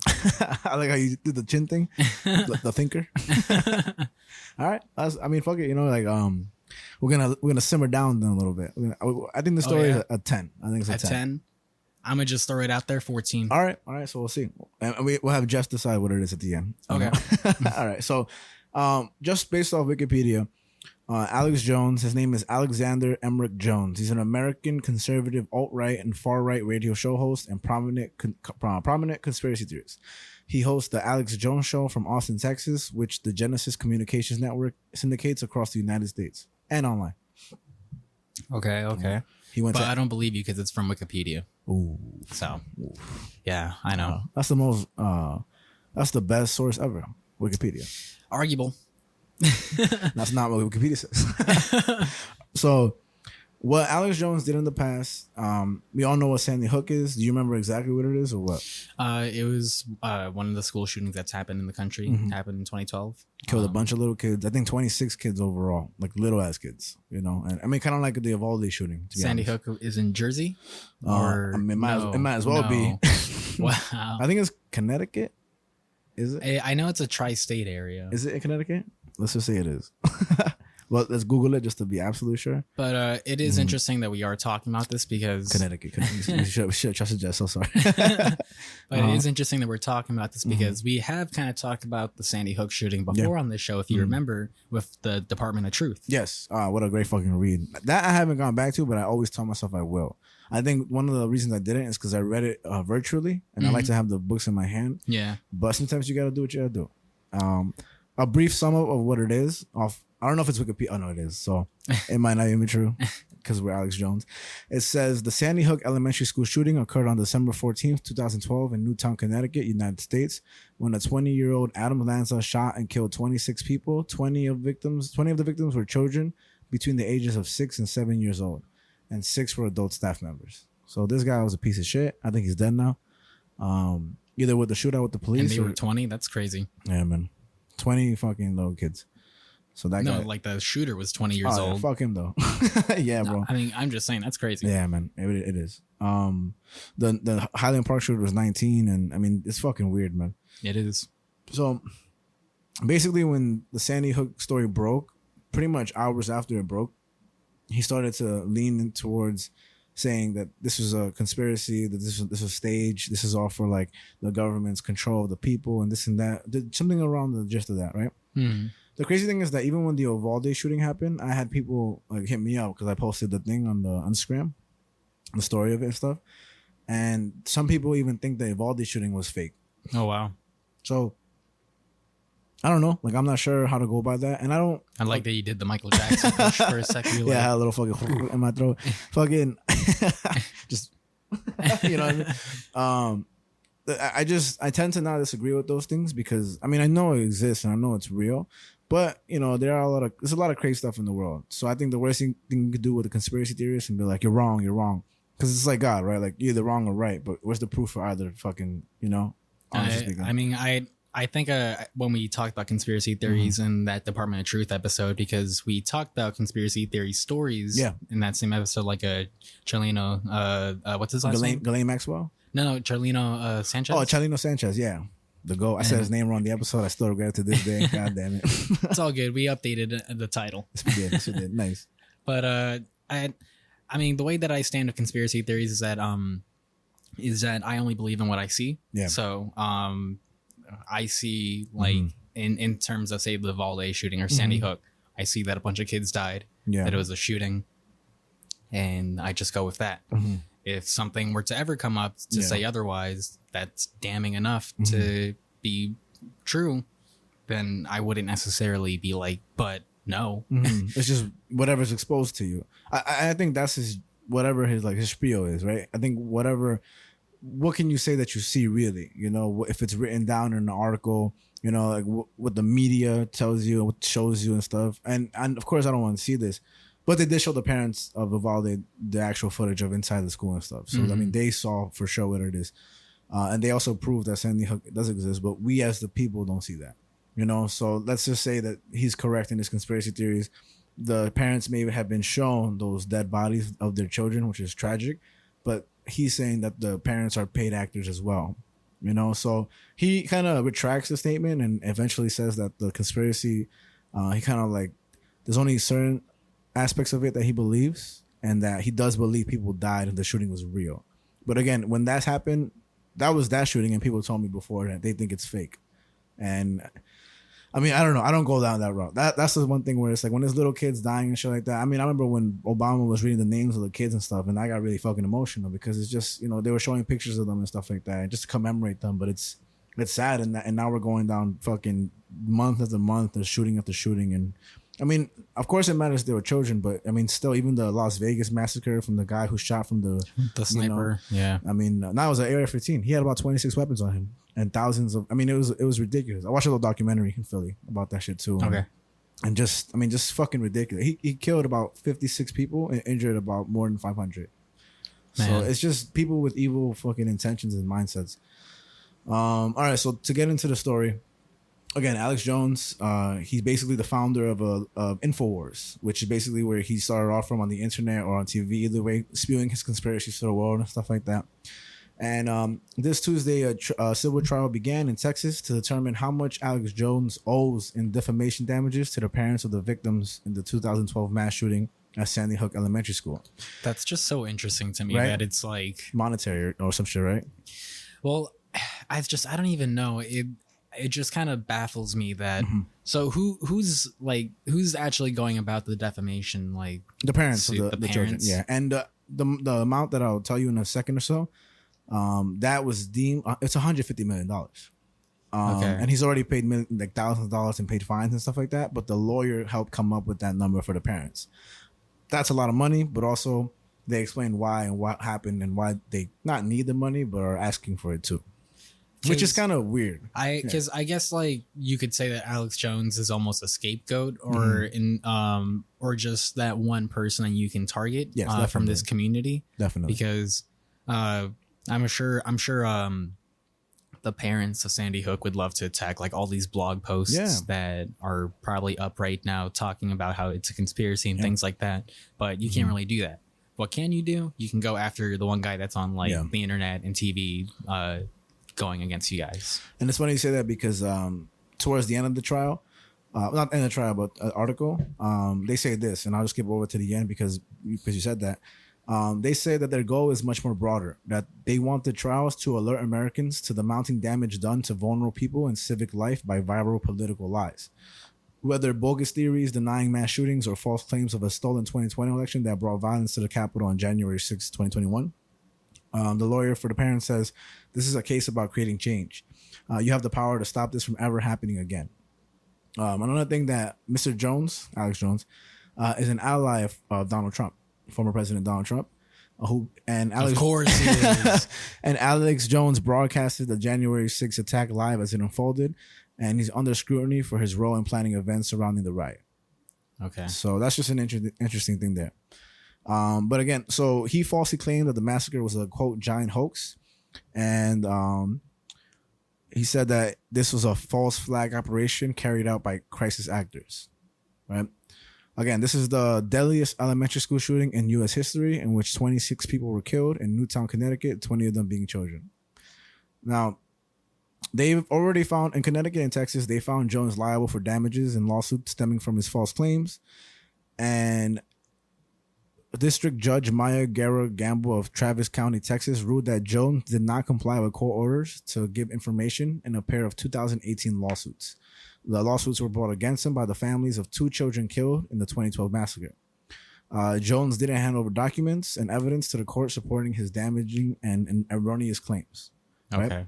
So previously, he's been asked to pay thousands of dollars in legal fees to the families who have sued him. So they're suing him and they're like, pay us back. And over the years, 9 families have sued him. Right? He's already all from Sandy Hook. Right? Yeah. And he's falsely he's daily. He's faced daily fines of $25,000 from a Connecticut judge for failing to show up for court order depositions in March. Right. One of the biggest reasons the articles are coming out more and more. Before it was just him being sued, but he's been missing a lot of court because of his medical conditions. He says that he's dealt with COVID in the past, that he's very under pressure a lot, and that he wasn't able to make court for medical reasons that are disclosed. Okay. Mm-hmm. Now he's already acknowledged that the shooting did take place, and again blamed the false claims beforehand on a, quote, form of psychosis. He's already been banned from Facebook, YouTube, and Spotify for violating their hate speech policies. And his conspiracy website, which is InfoWars, is already in bankruptcy protection, which he did before the trial began in April. That is interesting that they're considering it as hate speech. Yeah, I think so too. He has said a lot of stuff, not from what I know to be like racist or harmful or like phobic in any type of way. But it is kind of interesting when you go towards that route of conspiracy theories. Like, where do you draw a line of hate speech? And one thing that is really true that I've said on the podcast before is that a lot of hate speech really is applied to those conservative, so if you're speaking against like if you're talking from a liberal standpoint and you say I'm against this and I'm against that, like they won't take you off a lot of platforms. But if you're a conservative and you're against certain things that are popular today that Democrats are for, they tend to take you off much quicker, which is that I don't think is fair. I think you have to have a level ground for both sides. Yeah, I mean, just watching the videos that we watch about Alex Jones, I was kind of like, this is actually pretty great that we can see this. Yeah, man. Yeah, I agree. And see like this side of things. Because I think something that the Department of Truth did really well to kind of bring back to that is kind of getting into the minds of these people that do fall into conspiracies and whatnot. Because with that issue, specifically, it was about a woman who is like her child was a victim of Sandy Hook. Yes. And she falls into conspiracy. Yes, I do remember this now. Huh? Yeah. She falls into that conspiracy that her kid might still be alive somewhere, that they've been like in a camp or something like that. And it gets really intense. And you can only imagine if you were a parent of Sandy Hook and you started to see things like that come up on the internet. So yeah, it would hurt like crazy. You know what I mean? And that's very interesting. I completely forgot they use real life events, but of course the JFK thing. I mean, that's a great fucking read. Yeah, that's I think one of the first comics that we read for the show, right? I think so. Yeah. So I remember reading that back on a plane back from LA, and I was like it's just so cool to see. But yeah, it really fucks with people who actually have dealt with this travesty. And as far as the conspiracy side of things goes, there doesn't seem to be a lot of proof that benefit the conspiracy theorists. You know, but again, conspiracy theorists will say, of course not, man. They don't want you to see that, man. You know, like their government. But you want to know what else they're telling, man? What, man? What? I don't know. We need to pass that. All right. Sound like I sip juice instead of smoke. Because I'm drinking from the fucking straw next to me. Man. Anyway. Real quick, shout out to Purple Palm Tree Delight. Shout out to Purple Palm Tree Delight. Say that 5 times fast. Oh. Purple Trump. Don't ever marijuana. That's fucking funny. Oh man, I'm happy I got coffee in my fucking system right now. I'm more awake. I'm more alert. You're fucking off the walls. Everything, bro. Fucking let's go, Alex Jones. So there was rulings in 2018 through basically lawsuits filed by Sandy Hook parents. Their names Leonard Posner and Veronique De La Rosa, who lost their 6-year-old son Noah, and Scarlett Lewis, whose 6-year-old son Jesse was also killed in the shooting. Now, this is what comes down to the whole negative effects of the conspiracy theories that he spewed. They've both faced emotional distress and have been harassed for years by InfoWars fans who have followed Jones' lead and falsely claimed that the shooting was staged. So now people are taking it upon themselves to say like, hey, like you're contributing to the fight against guns in this country and making us seem in a bad light because there's a lot of gun lovers in the world. You know what I'm trying to say? And again, I'm pro gun. I fuck with the guns, but I'm not pro dickheads who use them. Cops. I told you he faced the fines of $25,000. I showed you the videos too. And again, like I know you just said about how you feel about seeing it live and stuff, but how do you think about how he speaks? Because a lot of people probably don't. I mean, I'm pretty sure anybody who listens to this doesn't even know who Alex Jones is. I barely do myself. Oh, I mean, he's definitely a chatter. Yeah, but after the lawsuit, when he's talking to the media, and what does he do before he speaks to them? He stops. He turns around for a second. He fucking pulls down his pants now. He like starts doing something to his face, and he turns around and his mouth is covered in tape. And it says "Save the First" written on his mouth. Ridiculous. And then he comes up and just takes it off. And he's like, so anyways.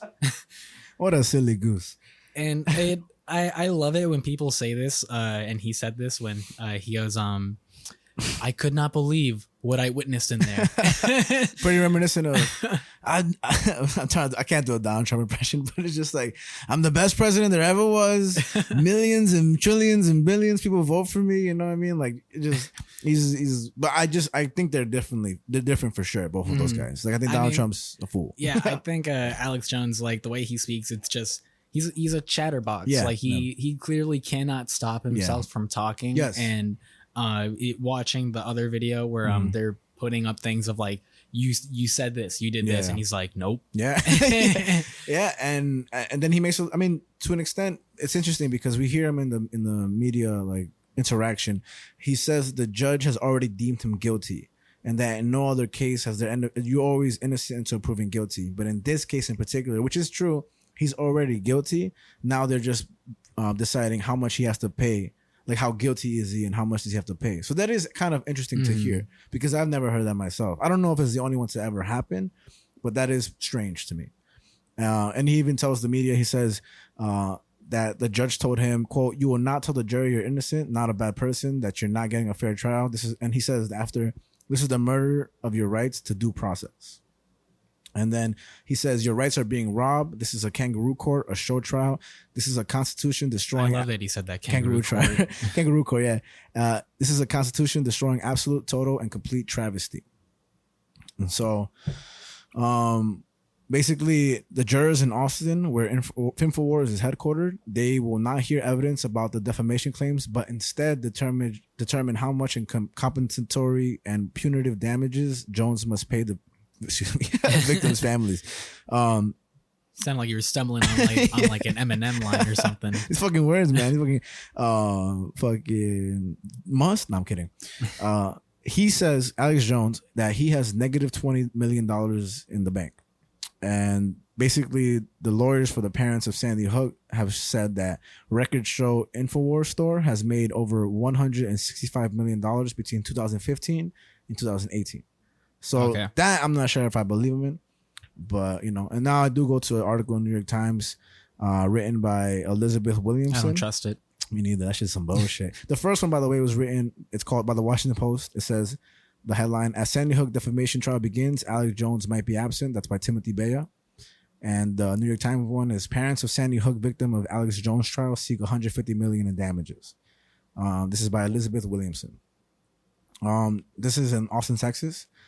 Now, basically, they want $150 million for claiming that they were complicit in a government plot to fake the shooting as a pretext for gun control efforts. Right? The lawyer for the parents, his name is Mark Bankston, and he says, although the amount is large, Mr. Jones' false claim, he called them the most despicable and vile campaign of defamation and slander in American history. Of course he'd say that. That's right. Good point. On his Trump shit, honestly, which just goes back to sort of that comparison. Yeah, he's so exaggerative, like it just in his tone. Yeah. Oh no, but that's the lawyers, the parents saying that about Alex Jones. Oh, yeah. So he's saying that what he said is again the most that vile. Alex Jones is saying. And he said, I'll read the quote exactly. He said, what Alex Jones said is, quote, the most despicable and vile campaign of defamation and slander in American history. Okay. Mm-hmm. Well, still, he would say that. Facts. But I mean, it definitely, even speaking to that, it's just, again, if you are a parent that lost your child to that, of course you would feel that. Of course you'd be like, this is like the worst fucking thing anyone could ever say. I agree. And then the InfoWars people will be like, no, man, it's not this government conspiracy. So I just think I don't have anything to compare it to yet. So when you call something like the absolute most vile in this, like I just would like to see some comparisons first, and again, I do think that it's really terrible that he did make this a conspiracy, because whether it be or not, and imagine it wasn't though. Imagine it actually was, and they were all like, "My bad, Alex Jones," but that's probably not the case here. I mean, that's definitely not the case here. Some could say. We'll never know. Yeah, man. And so, right now, there's 3 trials that are happening. And the first one, Mr. Heslin and Mr. Lewis are to testify about the torment they have suffered since Mr. Jones implied on his show in 2017 that Mr. Heslin's televised recollection of cradling Jessel's body shortly after he was shooting was false. Basically saying that one of the parents that was holding their kid as they were dying, that he was lying on TV about that. Okay. And after that, the family has endured years of accusation and threats. That sucks. Yeah. And now, again, Leonard Posner and Veronique de la Rosa, the parents of Noah Posner, that was the youngest Sandy Hook victim. And they're scheduled to testify at the second trial in Austin in September. And then the families of 8 other Sandy Hook victims will testify at the third trial in Connecticut. Shitload of trials, bro. So, and those are happening throughout this year. Yeah. Okay. Yeah, all throughout like in a couple of months and everything. Families of the 10 victims.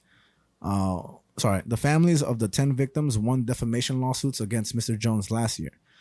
They said that he was liable by default for repeatedly failing to provide court-ordered documents and testimony. So he's already just going down this fucking beehole shit. Not really though, because it's really relevant to what he's facing the damages for. They're gonna award monetary damages to the families as a result of the victories. And Mr. Jones' lawyer, whose name is Federico Reynal, suggested during jury selection on Monday that he would ask the jurors to award the parents $1 in damages, partly because the additional trauma caused by Mr. Jones paled so greatly in comparison to the death of their son.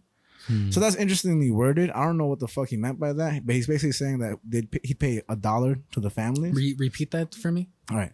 Mr. Jones' lawyer, Federico Reynal, suggested during the jury selection on Monday that he would ask the jurors to award the parents $1 in damages, partly because the additional trauma caused by Mr. Jones paled so greatly in comparison to the death of their son. So what do you think that means?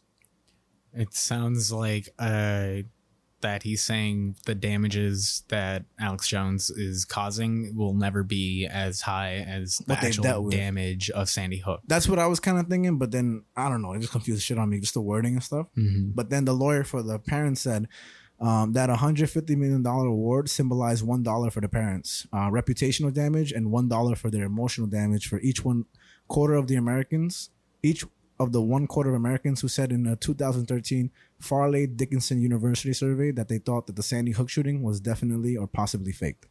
So there are people out there, and a lot of them who think that. But I've also heard something funny that everybody that takes those surveys, like it's only dumbasses that take those surveys. You know, like who's really participating, like the presidential approval rate and stuff like that. Like, have you ever participated in that? Not that I can. You know, think of. it's like the Price is Right. You know, when you ask somebody and like the answer is ridiculous. But I don't know about that. And this I can expect of course, I'd say that. Alex Jones' lawyer says, quote, "I am honored to represent Alex Jones. He was one of the most polarizing figures in this nation who had been canceled and punished for statements related to this case." Yeah. So wow. Yeah. That guy's just writing it for the clout. Yeah, man. He's trying to clap Alex Jones' cheeks. He said that He's on this Kevin Spacey shit. Basically, bro. He said that Mr. Jones long held claim that he was only echoing the false claims of others, including members of his InfoWars audience, and that Mr. Jones spread false claims about the shooting. Oh, but actually, I don't know if this is him, but he broadcasted about the shooting again only hours after the events, right? And this is basically one of his biggest, what's it called, arguments. Okay. That a claim, no matter how incendiary or wild, is not defamatory, right? Defamatory? I'm not sure. You know what I'm trying to say. If the person making it believes it to be true, or as Mr. Jones has claimed, they can't tell truth from falsehood because they have been misled by what Mr. Renault called mainstream media lies. Okay. So he's saying that Alex Jones wasn't trying to, say this is the truth. He's just trying to voice his other people, words, like opinions. Yeah.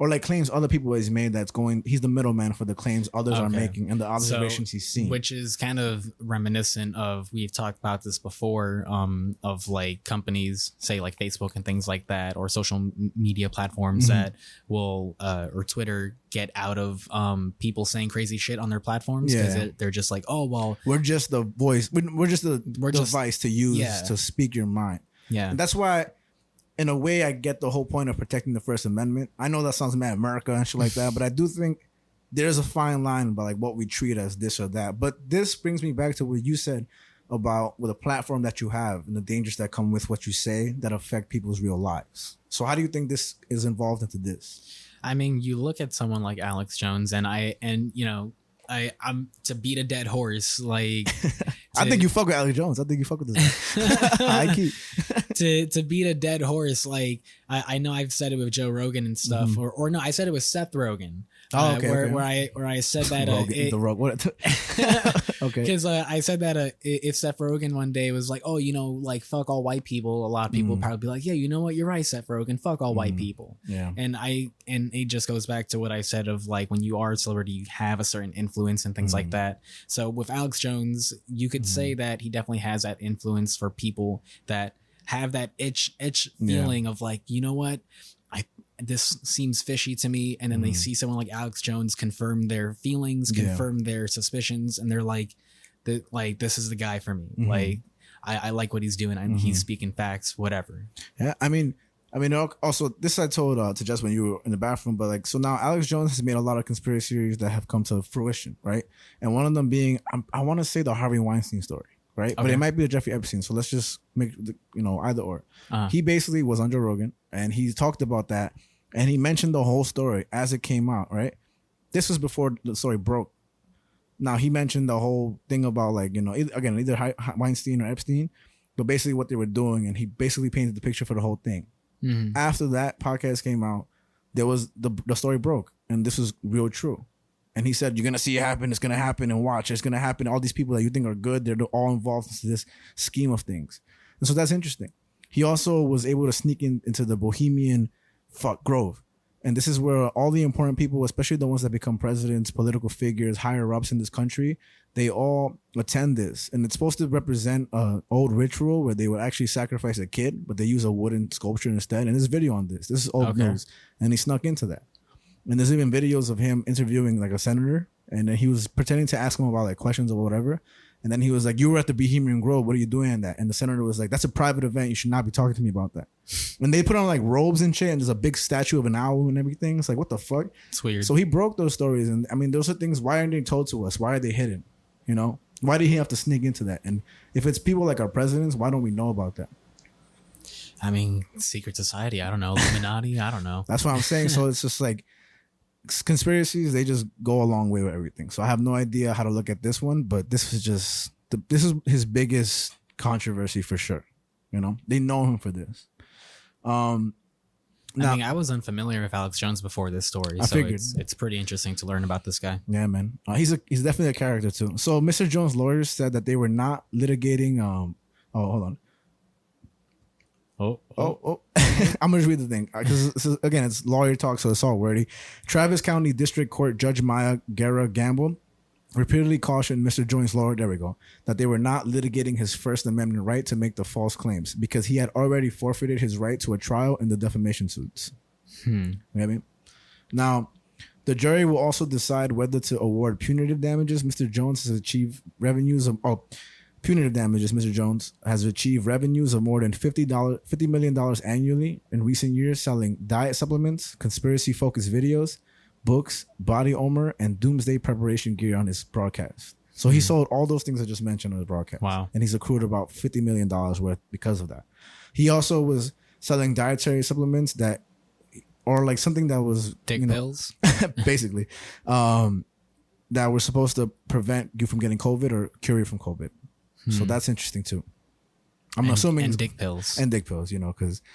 Do you know anyone that's ever taken dick pills? No, but I do know a funny joke. That's not my joke. This is the Joe Rogan joke. He said, if dick pills were, if you could just buy dick pills off like the shelf, somebody would die of an overdose in seconds. You get me? Like, I don't know. Guys want bigger dicks, I guess.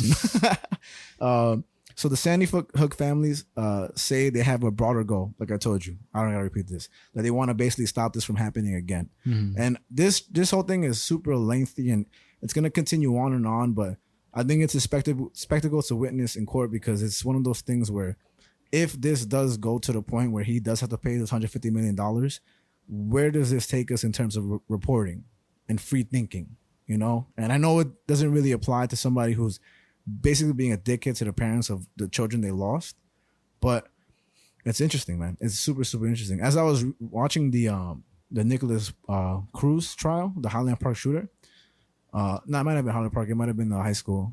Anyway, they were looking up all his YouTube searches, and a lot of them were like killing people, how to use the AR-15, what does it feel like to get shot with the AR-15, like just a bunch of crazy stuff. And then he would post on YouTube and stuff like, "Oh, I'm gonna kill all of you," and this and that. He had videos up saying like, "Oh, you're all gonna die tomorrow. I've been bullied and called a dumbass for too long." Like, these were all up. And I know, again, like we said earlier in a different podcast, it's hard to detect these things because there's such a big thing of the internet, you know. But it's just there's eyes everywhere, it seems, you know. So I think the government just has to get better at catching these people. But then who gets stopped for what, you know? Yeah, I mean, definitely it's a tightrope for sure. Yeah, just trying to. I think about sort of what is it, like that prison theory of like the octagon or something like that. What are you talking about? Where you have a prison set up in an octagon, so that way you have the one tower in the center, so that way you could theoretically watch everyone at once. I don't think something like that could ever be implemented for something as wide or as vast as the internet. Yeah. And it really comes down to like this idea of free speech, because I'm glad that like these things, like I said, we watch these videos and stuff. I'm glad that these videos are out and stuff, because it'd be kind of crazy if they weren't. Yeah. I wish the Ghislaine Maxwell trial was public, man, but all they got was little paintings of the thing, you know. But I think it's interesting, like knowing that there has been credible things that this guy has broken out before. And I feel like what could be said is that why didn't he ever become a journalist then? I mean, like, in some sense of the word, he was. I think what he deems himself more as an investigator, which is pretty much investigative journalism. Yeah, you know. But it's just, I guess what I mean is that why didn't he go about it like in a more, like, I guess, quote unquote clean route or something, like not as messy. What is the newspaper that Jeff Bezos owns? Washington Post. I think it's Washington Post. We'll just guess it is. But like, why would you want to work for the man? You know what I'm trying to say? And even how we've looked it up, it's not just the New York Times, but there's a bunch of news what's it called, like not stations, but news networks, right? That have lied and have put out fake news too. And, no, I mean, you know, of course. I think he did it. I think in a way he did become a journalist just in his own mannerism, which is to be one on his own network, which also comes with flaws. I mean, which is understandable, but was InfoWars, what channel was that on? I think it's on the internet too. I think it's the internet and channel. I mean, actually looked it up because that's actually a good question. Because it could be on Fox for all we know. Yeah, because on some crazy shit, it looks like a Fox show. Yeah, nah, it definitely does. Already with a white guy who runs InfoWars. Yeah, or who airs InfoWars. Okay, actually. Oh no. I'm gonna read it. It's actually InfoWars is an American far right conspiracy theory, and that's funny. It says fake news website owned by Alex Jones. It was founded in 1999. A lot of 1999s today, and operates under Free Speech Systems LLC. So nothing. I think it just talk shows and other content for the site are created primarily in studios at an undisclosed location in an industrial area in the outskirts of Austin, Texas. So the owner is Alex Jones via Free Speech Systems LLC. That's interesting. Yeah. So it isn't on any channel, nothing. It's just, what can you do? Like, people are gonna have their thoughts and their things like that. And when you have something like the internet, like, no one's allowed to have opposing opinions anymore. Yeah. So it just seems sort of like. It just seems like this massive elephant in the room, and we just have no idea of how to deal with it. It's like the internet is so awesome, and at the same time, the internet is so shitty. I mean, I think the awesomeness of the internet outweighs the negativity, even though there's a shitload of negativity. It's just I don't know. The essence of the internet is the truth that's made possible to get out, but because there's so much stupid shit around there too, you know, like one of my friends that I have that if he hears this, sorry, but I'm not gonna say his name or her name. Ooh, they sent just me, use they. My God, Ezra Miller. They sent me They sent me a whole bunch of conspiracy theories, like a shitload of them. Some of them, like, what the fuck? But all the articles he sends me just don't seem like they're real, you know. And they just have a bunch of ads, there's incorrect grammar in them, and this and that. And it's just like, in my opinion, you'd have to be kind of foolish to read that and say, "Can't you tell this is fake as fuck?" You know, but. Maybe things like the New York Times and the Washington Post are just hidden much better. You know, maybe they just professionally polished in order to spew out whatever you want. Because let's get it. This is what I think. CNN and Fox suck ass. Like, those are the opposing voices of one another, but they both suck ass equally. You know, and I hate them both. I like the Today Show. That's with the who? Noah. I forget their names. I haven't watched it in so long, but I used to grow up watching the Today Show back when Matt Lauer was on it, back before his shit came out. What happened to Matt Lauer? What was it? I think I don't know. I just asked you, bro. Fuck. It was some wild shit. Like he was cheating on his wife or something like that. Okay. And he got fired real quick. Fucking one thing that I recommend everybody watch is, I think it's John O'Reilly and Jon Stewart. Going back to back with one another. It's one of my most, like, you don't even have to love politics like it. It's just one of the best and amazing conversations, Bill O'Reilly, sorry, between one another that are just opposite minded. But Jon Stewart they're both so clever, incredibly clever. But Jon Stewart is also like kind of a comedian in how he speaks. And so he perfectly balances comedy with true and sensible responses to Bill O'Reilly. And I think Bill O'Reilly, he hosted Jon Stewart, and I think Jon Stewart hosted Bill O'Reilly. But I think I really recommend, I even think outside this podcast, I think you should watch it, because for me, I love the reason I will not watch it. Definitely never. I love watching the court stuff because it forces people to really be so specific in how they speak. Even in psychology, they say, and this is just my false remembrance, but they're saying like psychology is stating the simplest things in the most complicated manner. You know, I could be wrong about that, but either way, I just love how you can't just say in psychology like, "Oh, you're crazy." No, you have to be like, "Oh, there's a specific reason as to why it's contributed to these specific, actions, but they also are hovered by these thoughts." And like you gotta really, and the same thing with lawyers, we gotta really pinpoint every single thing because it's so thorough. It's all that jargon, basically, and I love that talk. So look it up on YouTube, Jon Stewart, Bill O'Reilly. There's like part 1 and part 5 of it. Like they're all spread out, but they're very incredible talks. And when it comes to this Alex Jones thing, I don't know how to think about it. I'm not touching that one with the 6-foot pole on that one because it's crazy, man. It's fucking crazy. And I hope what prevails is our right to speak our minds. You know, because that's becoming more difficult and difficult as we go further into this world. And for the right reasons or wrong reasons, I can't tell you that. Yeah, I mean, all I gotta say is fucking don't believe everything you see on the internet. Yeah, like, fact check your shit, bitch. Take everything with a grain of salt.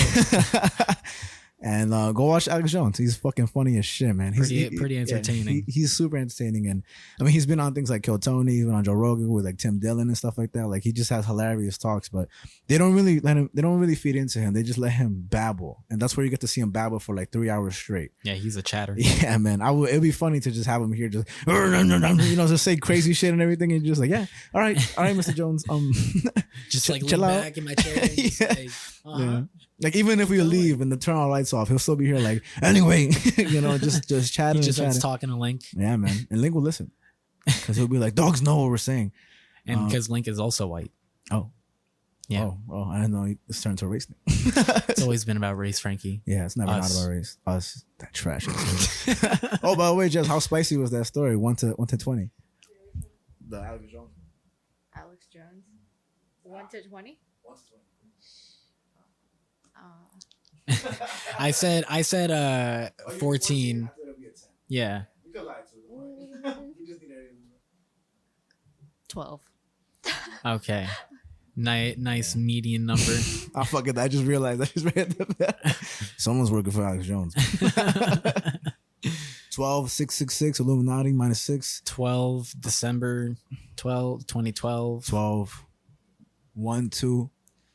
My birthday's in December. What does 1 + 2 equal? Fish.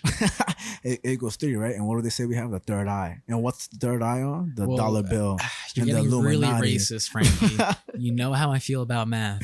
That's true. Oh shit! This stupid ass video with somebody called math racist. Dumbass, bro. But those are the stories. They're pretty newsy, I would say. But fuck it, it's relevant. Check that shit out. All of them are trials that are awaiting or occurring, except the climate change, which is happening in 10,000 years. Nobody. It's really happening right now. Nobody gives a fuck. We're all burning alive. Barely. We're all gonna fucking die. And then we go to our A.M.C section. Our A.M.C section. All right, so what are we up to now? I don't know. Me neither, bro. I haven't been paying attention. Honestly, me neither. Fuck Alex Jones. Fuck Kevin Spacey. Fuck the Earth. Who's Alex Jones? I don't even know who he is. I don't fuck with that guy. Well, even though I don't know who he is. Did we talk about conspiracy theories? Nah, I think we just stood here the whole time. Oh, yeah, probably for like the past hour and shit. You remember in Pirates of the Caribbean 2? I never watched it. I've never seen any Pirates of the Caribbean. Just you remember in Pirates of the Caribbean 2, when Johnny Depp, when Jack Sparrow gets kidnapped by those people on that island, and he starts running like the village or whatever, and when they introduce him again, he's got his eyes closed and he's got like eyes painted on his eyelids, so it looks like his eyes are open, and then he opens his eyes and then you see his eyes. But that's what I was doing. Yeah, I just had my eyes closed. Yes, I'm just. I remember. I've never seen those movies, but I've seen snippets. They seem pretty funny. Lucas and I tried rewatching them and stuff, and by the end of the second one, he was like, "This shit's so dumb." He was like, "This shit makes no sense." People love them shits though. They swear by it. Yo, man, they're entertaining. That's all I gotta say. I believe that. They were like the OG Fast and Furious movies. Okay, they just kept making them and making. How many are there? Like 4? I think there's 5. Damn, it's crazy. So Sharknado of pirate movies. Yeah, man. But you know what? I remember what we're doing. What are we doing? Dude, welcome. What's going on the Earth? What's happening in our minds? And this is why it matters. This is Welcome to the show. This is what we've been doing the whole time. Yeah, dude. Oh man, feels like a Monday. It's a Thursday, but it feels like a Monday. Man, I'm on my Garfield shit. Yeah, like man. Lasagna. Garfield is the shit. Garfield is the shit. I fuck with that. But maybe we'll do it in the A.M.C section one day. Ooh. And like that, we are on the A.M.C section. And what are we up to this week?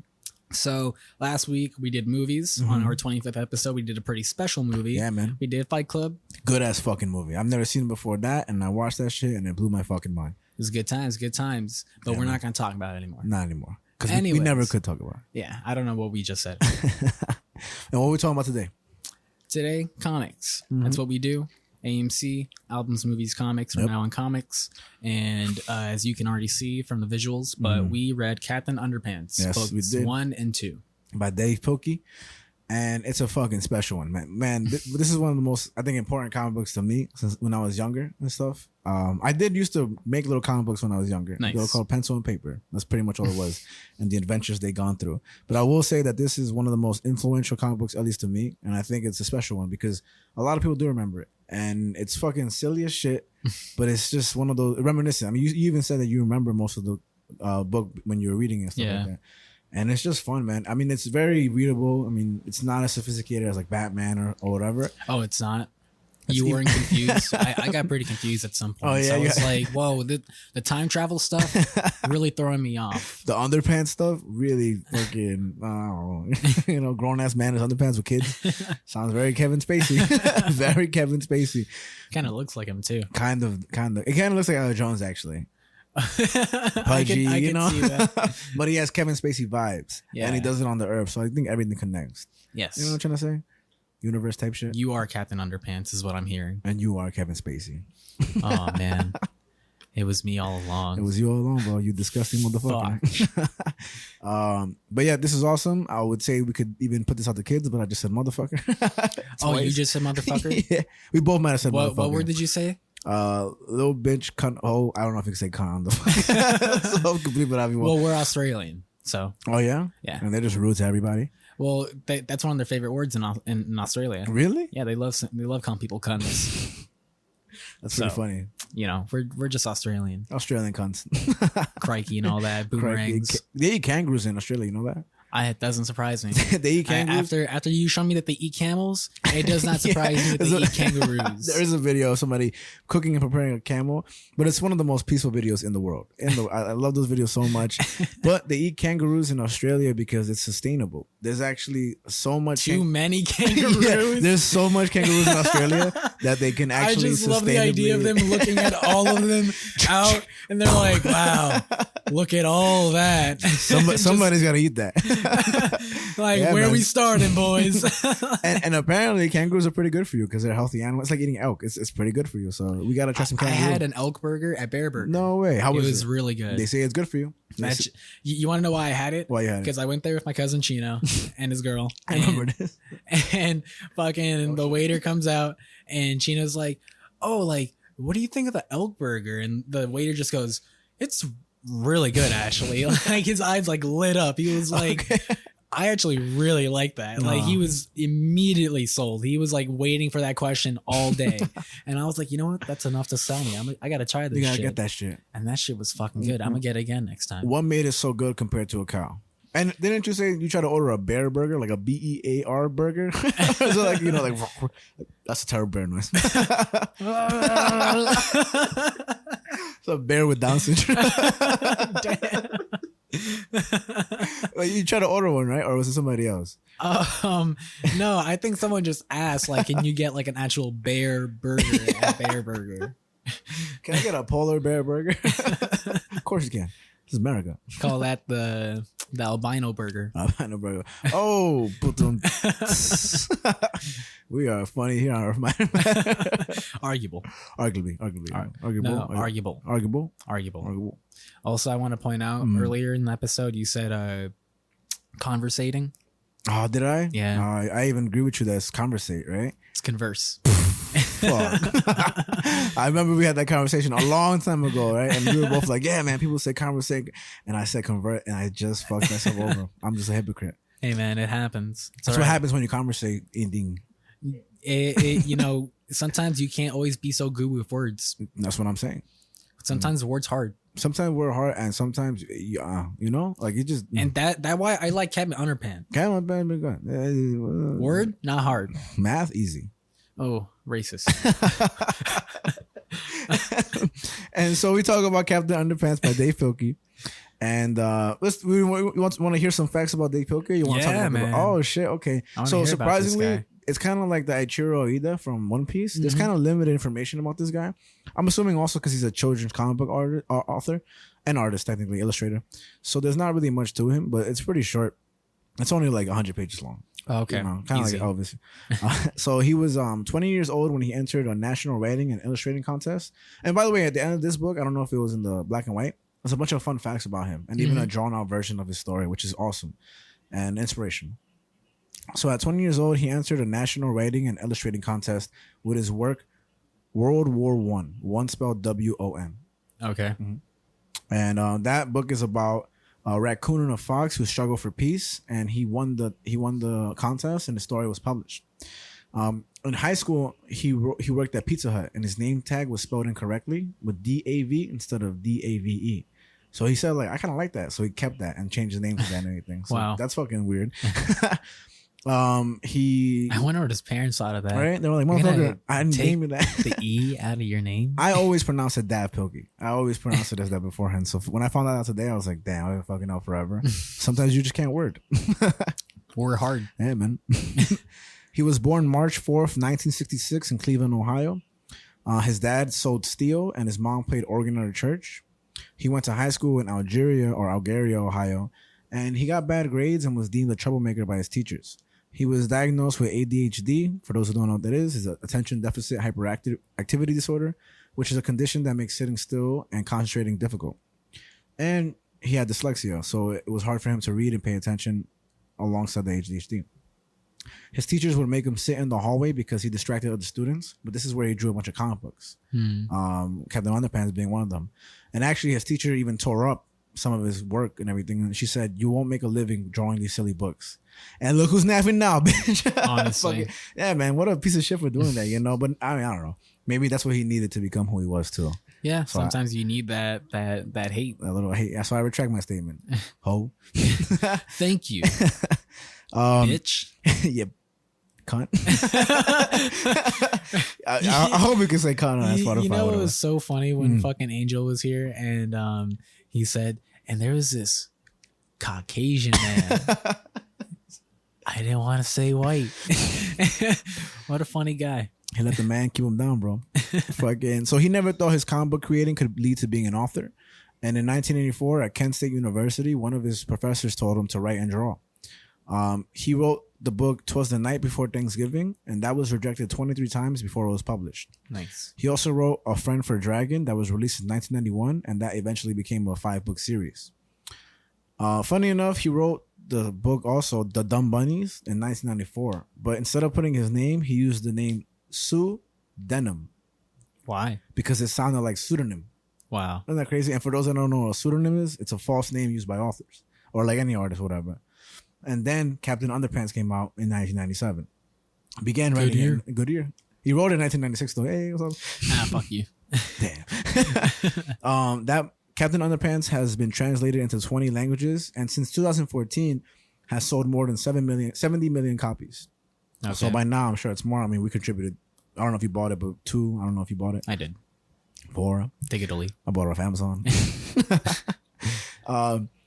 10 books based off Captain Underpants were created overall, and then post Captain Underpants, he created Adventures of Super Diaper Baby. I don't know if you ever read that before. I did that because when I was looking to get the books online and shit and whatever, I saw those books as well, and I was like, oh, I remember those as well. You forget so quickly, but the big thing I remembered about that book is because like it's like a brown kid. And I'm like, yeah, that's me. And even in Captain Underpants, it's like it's a black kid and a white kid. You know, that diversity. But he also gets in trouble for some racist stuff apparently. But I'll speak of that a little later. Spill the tea, Frankie. Gotcha.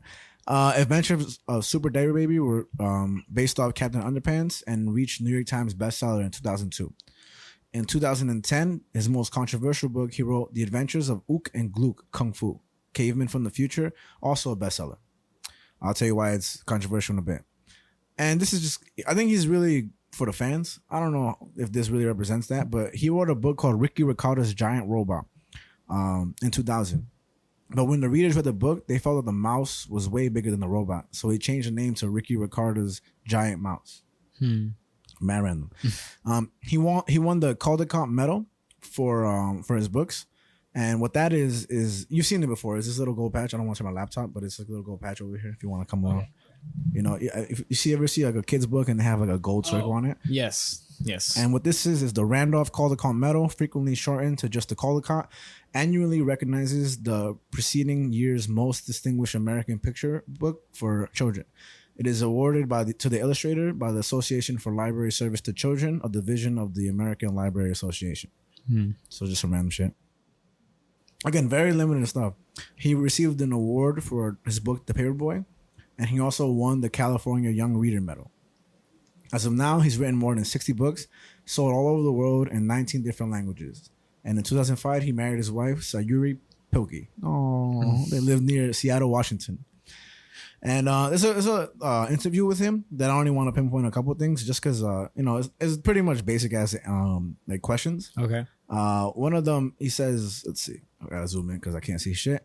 He says, "You need glasses, buddy." Nah, I just need more. Just do this. just do that thing. The little cool thing. Yeah, just do that thing. I like that. I might try it. Yeah, no, I don't want to try it. You're gonna make me look like an asshole by myself. Hell okay. Yeah! And when I put the video, I'm just gonna freeze frame you like that for like 5 minutes. I'm gonna do it.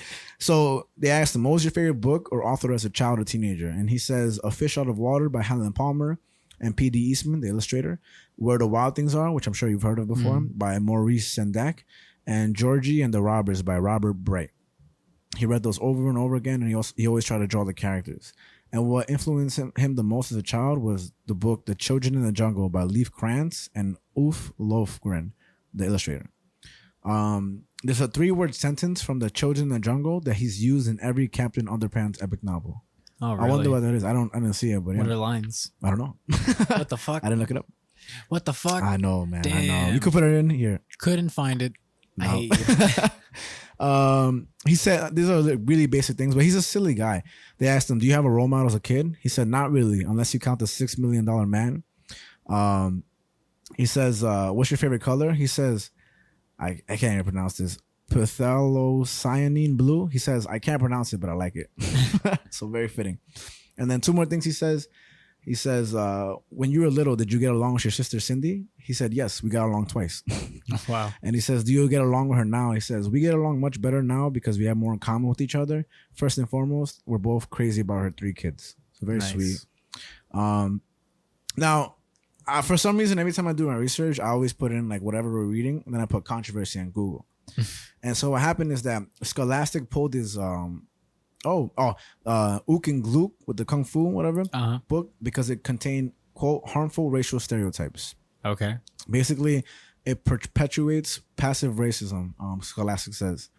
It basically showed, let's see, he said that he created the book to, quote, showcase diversity, equality, and nonviolent conflict resolution using principles found in Chinese philosophy. But he found out what he wrote was harmful racial stereotypes and passively racist imagery. So he apologized, and he says, "I hope everybody forgives me," and he hopes to do better. And he even said, Scholastic fully stopped distributing the book, and he pledged to donate all of my advances and royalties from the book sales to nonprofits, including We Need Diverse Books, the AAPI, and TheaterWorks USA, that provide free books, art supplies, and theaters for children in underserved communities, organizations that promote diversity in children's books and publishing, and organizations designed to stop Asian hatred. So you could tell, like, I mean, I could see he's for the fans, like you said. Yeah, and he really apologized, and he just took the accountability as it was. So Scholastic said that they recognize the book perpetuates passive racism. And yeah, they took down the book, and I bought the book ASAP because I wanted to see what it's about. I'll lend it to you after, but I really wanted to see what this is about, and I'm curious. Very similar to Dr. Seuss's 6 books being, cut off from the public eye, I guess so. Yeah. But one of the books showed a Asian character like holding chopsticks with like something on his eyes and wearing like stereotypical Asian dressing. So I mean, Dr. Seuss savage, savage. And that book is called altogether The Adventures of Ook and Glook, Kung Fu Cavemen from the Future. Yeah. I saw that when I was looking at all of his books and stuff, and I was like, I haven't heard of that one. That must be a newer one. Yeah. And I mean, we talked about comic book like Mouse being banned, which is I disagree with heavily. I mean, they should keep that book around for everyone. No, they should ban it. Should no, no one should talk about the Holocaust. Javi's against the Holocaust. You heard it here first. It didn't happen. Oh shit! Some people still think that, man. It's fucking I know, crazy. man. These dickheads of the world. The Dr. Seuss books that are banned are "And to Think That I Saw It on Mulberry Street," "If I Ran the Zoo," "Meg Elegant's Pool," "On Beyond Zebra," "Scrambled Egg Super," and "The Cat's Quizzer." And so, yeah, man. I mean, I don't know. I think the Canada is awesome. I think it's a cool book, but again, if it really shows racist tones and stuff like that, I get that. But then there's also that basis of like, when do you separate the artist from the art they create? That's always a conversation to have and stuff. But if it's intent and really just ignorant in the case of what it is, then we still. I mean, even in I'm pretty sure in Disneyland, you can watch all of the old Disney like animations there were. And there's even animations with Daffy Duck in a Nazi uniform or Mickey Mouse in a Nazi uniform and shit like that too. So I wonder if that ever gets shitted on, you know, or if they preserve it to, you know, preserve history. But can't you apply that to this as well? I mean, it's definitely a touchy subject for sure because I don't know, man. Because like even hearing about with Disneyland, like that's really interesting. We should throw that in the supplementary to double check that. Oh yeah, for sure. Because if that is the case, I would imagine Disney would probably sell that more as like they're doing that for the preservation of like history and their work. Yeah. I think Disney has always tried to, as a company, be like 1 foot ahead of like their issues or whatever. So I think they're very conscious of those decisions that they make or those moves that they make. But in terms of this, like, I don't know, you could also question, like, is the art itself racist? Like, say if you made a painting of Hitler and like fucking like raising his arm up and whatever, it's like, is that painting racist? Are you racist for making that painting? I mean, so if you draw Hitler, are you racist though? I mean, that's what I'm getting. I don't think so. I mean, think about like when the Superman cover that punches Hitler in the face, right? Was it Superman?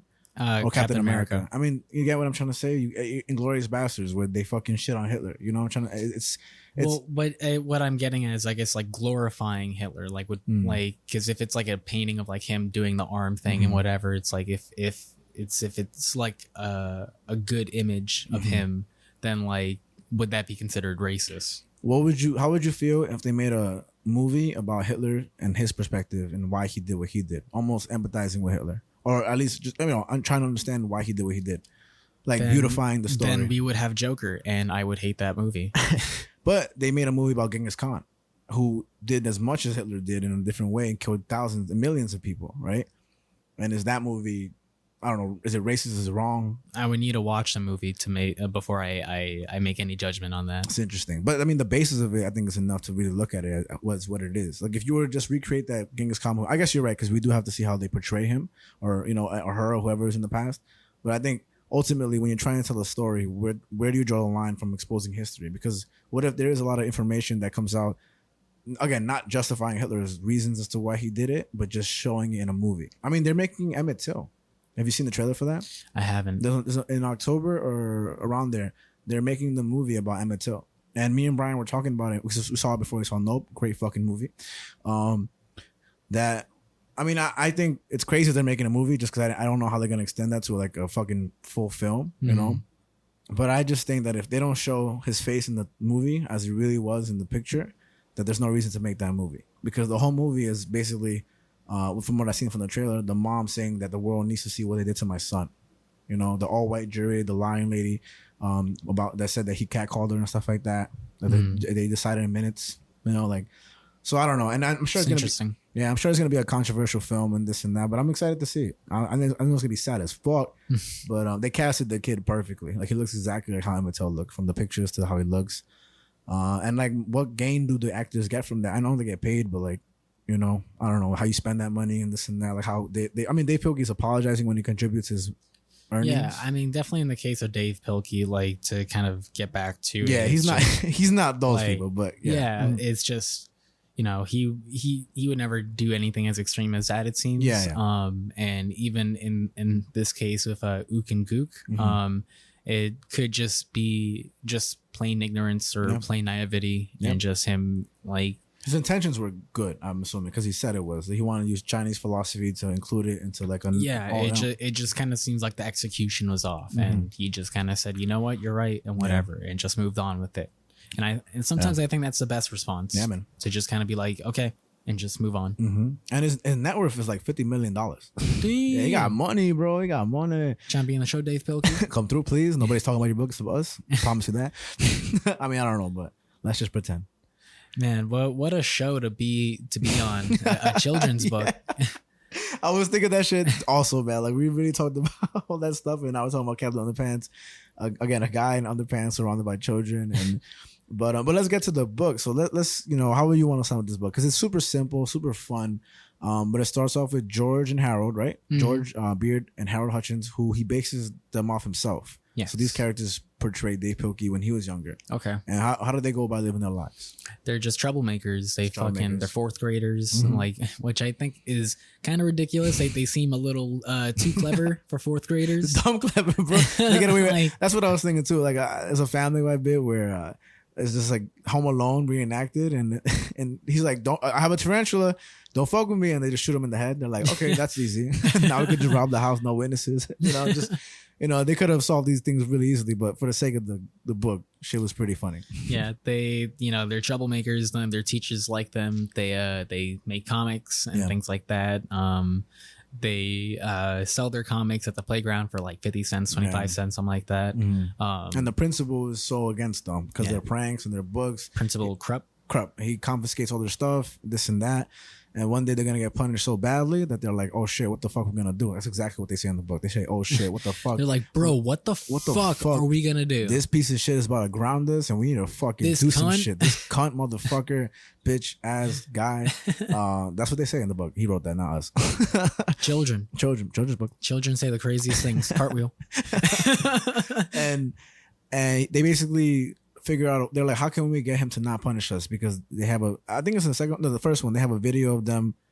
Mr. Krupp sets up a video to catch him in the act of pranking. Yeah, because there's like a big football game, and they prank everybody. They prank everyone at the football game. They put pepper in the cheerleaders' pom-poms. They put soap in the instruments of the band members, and they put something on the football field. What was it?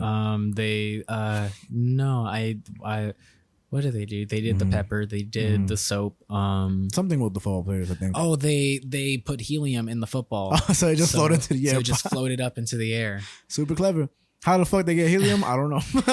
And it was just so funny, like how it's like it because it's a children's book and it's written so simply, and how it's just every time that they find something happened with like the soap and whatever, they're just kind of like, and the fans ask, who could have ever have done this? And it's just it's so innocent. Yeah, man, it is. And the jokes are pretty hilarious. They made me laugh. And the way they're able to get away from Mr. Krupp is they get a hypno ring. And they hypnotize Mr. Krupp into thinking he's Captain Underpants. And then they have that little joke where they're like, oh, if it doesn't work, then we just wasted $4. Yeah. And they were like, oh, it's only coming in 4 to 6 business weeks or whatever. Yeah. And they had to clean his car because basically the principal blackmailed the 2 kids. He said, if you don't do it as I say, I'm going to suspend you and this and that. So he made the kids clean their car. Child labor, clean the car, fan him at the thing, call him handsome on the wall and he was writing and shit like that. And just like, clip his toenails. just stuff. And so, I don't know. I think it's super funny, super clever. I mean, there's a lot of funny things about the book, but it's so genuine and pure and clever. And it really is made for children, I think every kid, if they have access to it, should read this book because it's so fun, man, and doable in very little time. Doable. Hey, Kevin Spacey. I don't even think I've read all 10 of them, man. I think I've read only up to like the 5th or 6th. I've also like the series of unfortunate events. Those books are really good. Those are also good. I never finished them, but I got pretty far in them. I think I got up to like book 8 or 9, something like that. The movie with Jim Carrey is awesome too. I don't know if you've ever seen it. I have. I don't know if I would say it was awesome. I fucking love that movie. So keep your opinion to yourself. Oh, and one thing to showcase, if you want to show the camera, this amazing section of Captain Underpants, which is the Flip-O-Rama. Yes. And what Flip-O-Rama is basically flipping 1 to 2 pages. You know how you draw the ball on different post-it notes and you flip it and it shows like the ball's bouncing up and down. Well, he basically incorporates this into the book, and you can see all the violent action into the Captain Underpants book of them fighting the robots, them like doing this or that, and it's very interactive, very fun.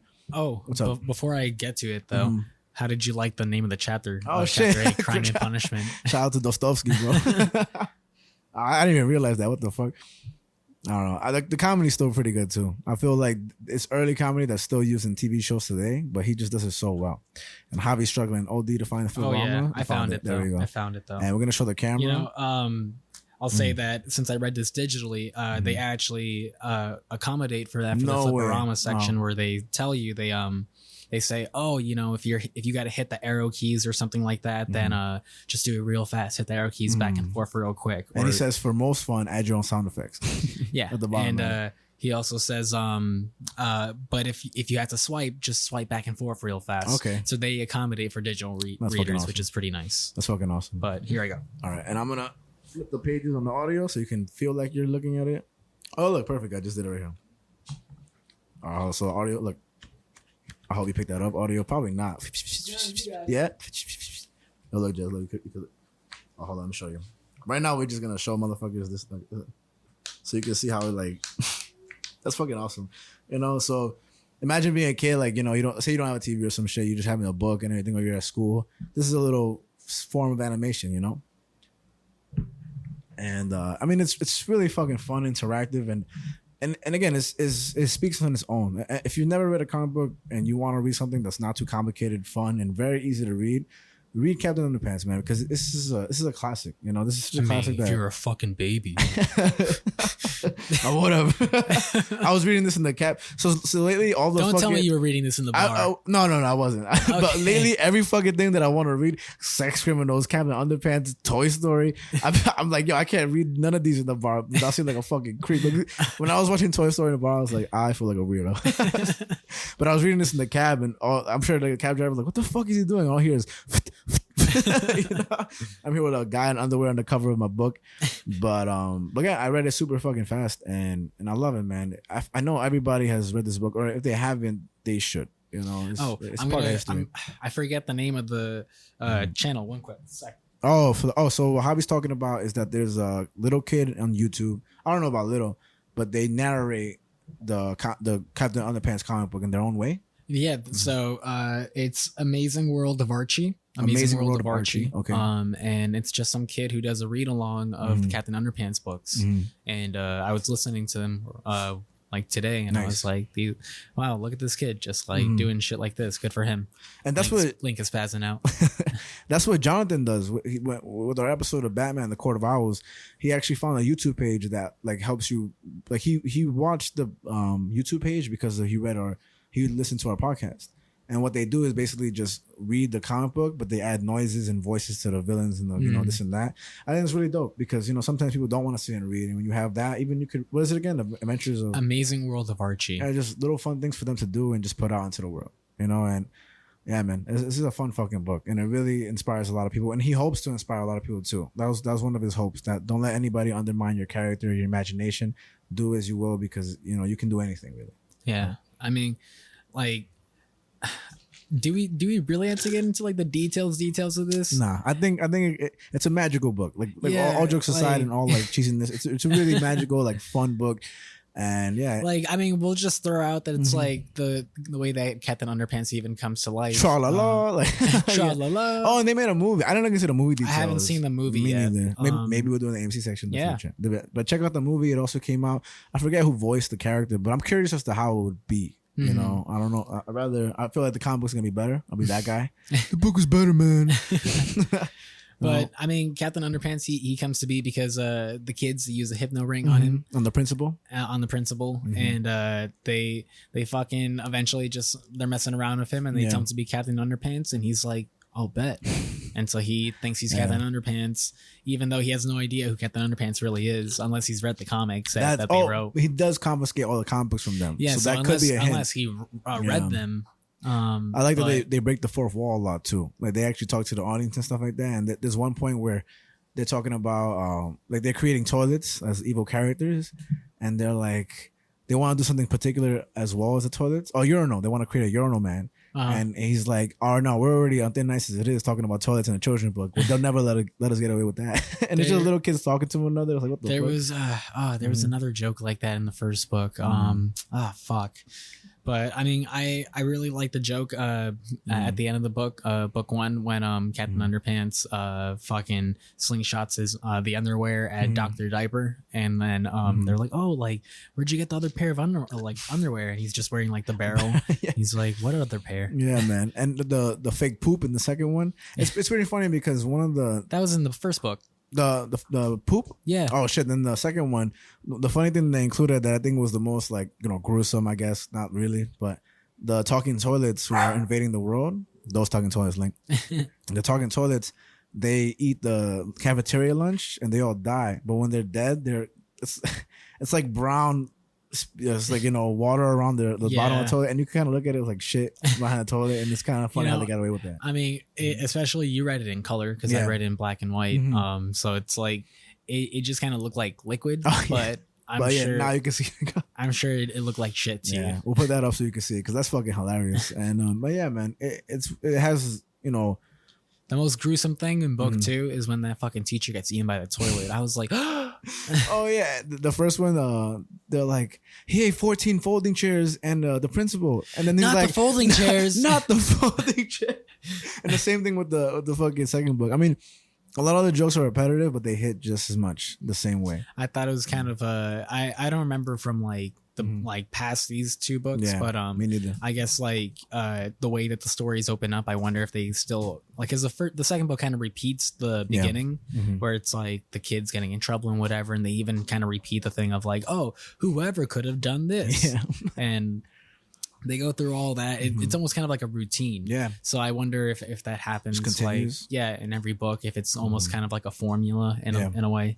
I know that one thing that they did in Mouse is that the person drew their own comic books, and inside the comic book was a comic book, and they also do that here. Yes. That basically they have their own comic books that they draw. George is the writer, Harold is the drawer, and they're because they do it in the Treehouse. It's like Treehouse Comics Inc. There we go. And when you open the book to like the second or third page, it's their comic books within the comic book and drawn very stylish. They misspell words. Yes. They have like very childish drawings and stuff, but it's still reminiscent of like how a child would create a comic book. This kid on YouTube, he actually struggles to read some of the words, which is kind of cute. That's adorable. Yeah, which is kind of funny. Wow, I get him on the podcast? Not really though. When you're older, please. And not Kevin Spacey talk. Talk about fucking Six Flags and McDonald's. Fucking yeah, man, But yeah, man, Captain Underpants is a peaceful book, and I'm really happy we spoke about it. I'm also happy that it's not so draining because it's a little toxic. This didn't take a mental toll on you? Oh no, that shit eased my mind. That was the easy part of my whole day, bro. Admittedly, fucking. But yeah, man. And again, like I said, today I just put on these fucking read-alongs. I was just chilling, fucking cleaning around, whatever. I was like, this is nice. These are good reads. Oh yeah, man. Definitely gonna show them to Link. Oh, please do. No, we can have him on the podcast next. And the whole speak words. Right, Link? Link, what do you think? Dark side is. That's what he said. I didn't say that shit. But yeah, man. So what we do today, Javi? Well, we talked about what's going on the Earth. What happens in our minds. This is why it mattered. This is Earth, Mind, Matter. And again, our socials and stuff. Our socials. What's the TikTok?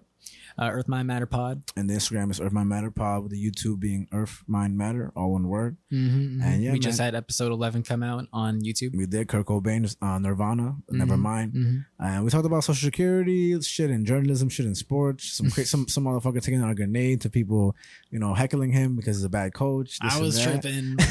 Yeah, I always forget that shit. And what a episode to trip on. You know what I'm trying to say? So yeah, man, check all our shit out. I mean, ask us questions on social media. That's hilarious. Yes. All these fucking questions. We'll post that definitely very soon. I definitely think we're gonna do this again. Nice, because I can't believe the questions we got. Yeah, man. And yeah, that's pretty much it. That's I guess I'm just gonna keep like stuttering or something. We'll fade it out, and then we'll just keep talking until we don't have to talk like anymore. The end of the episode, and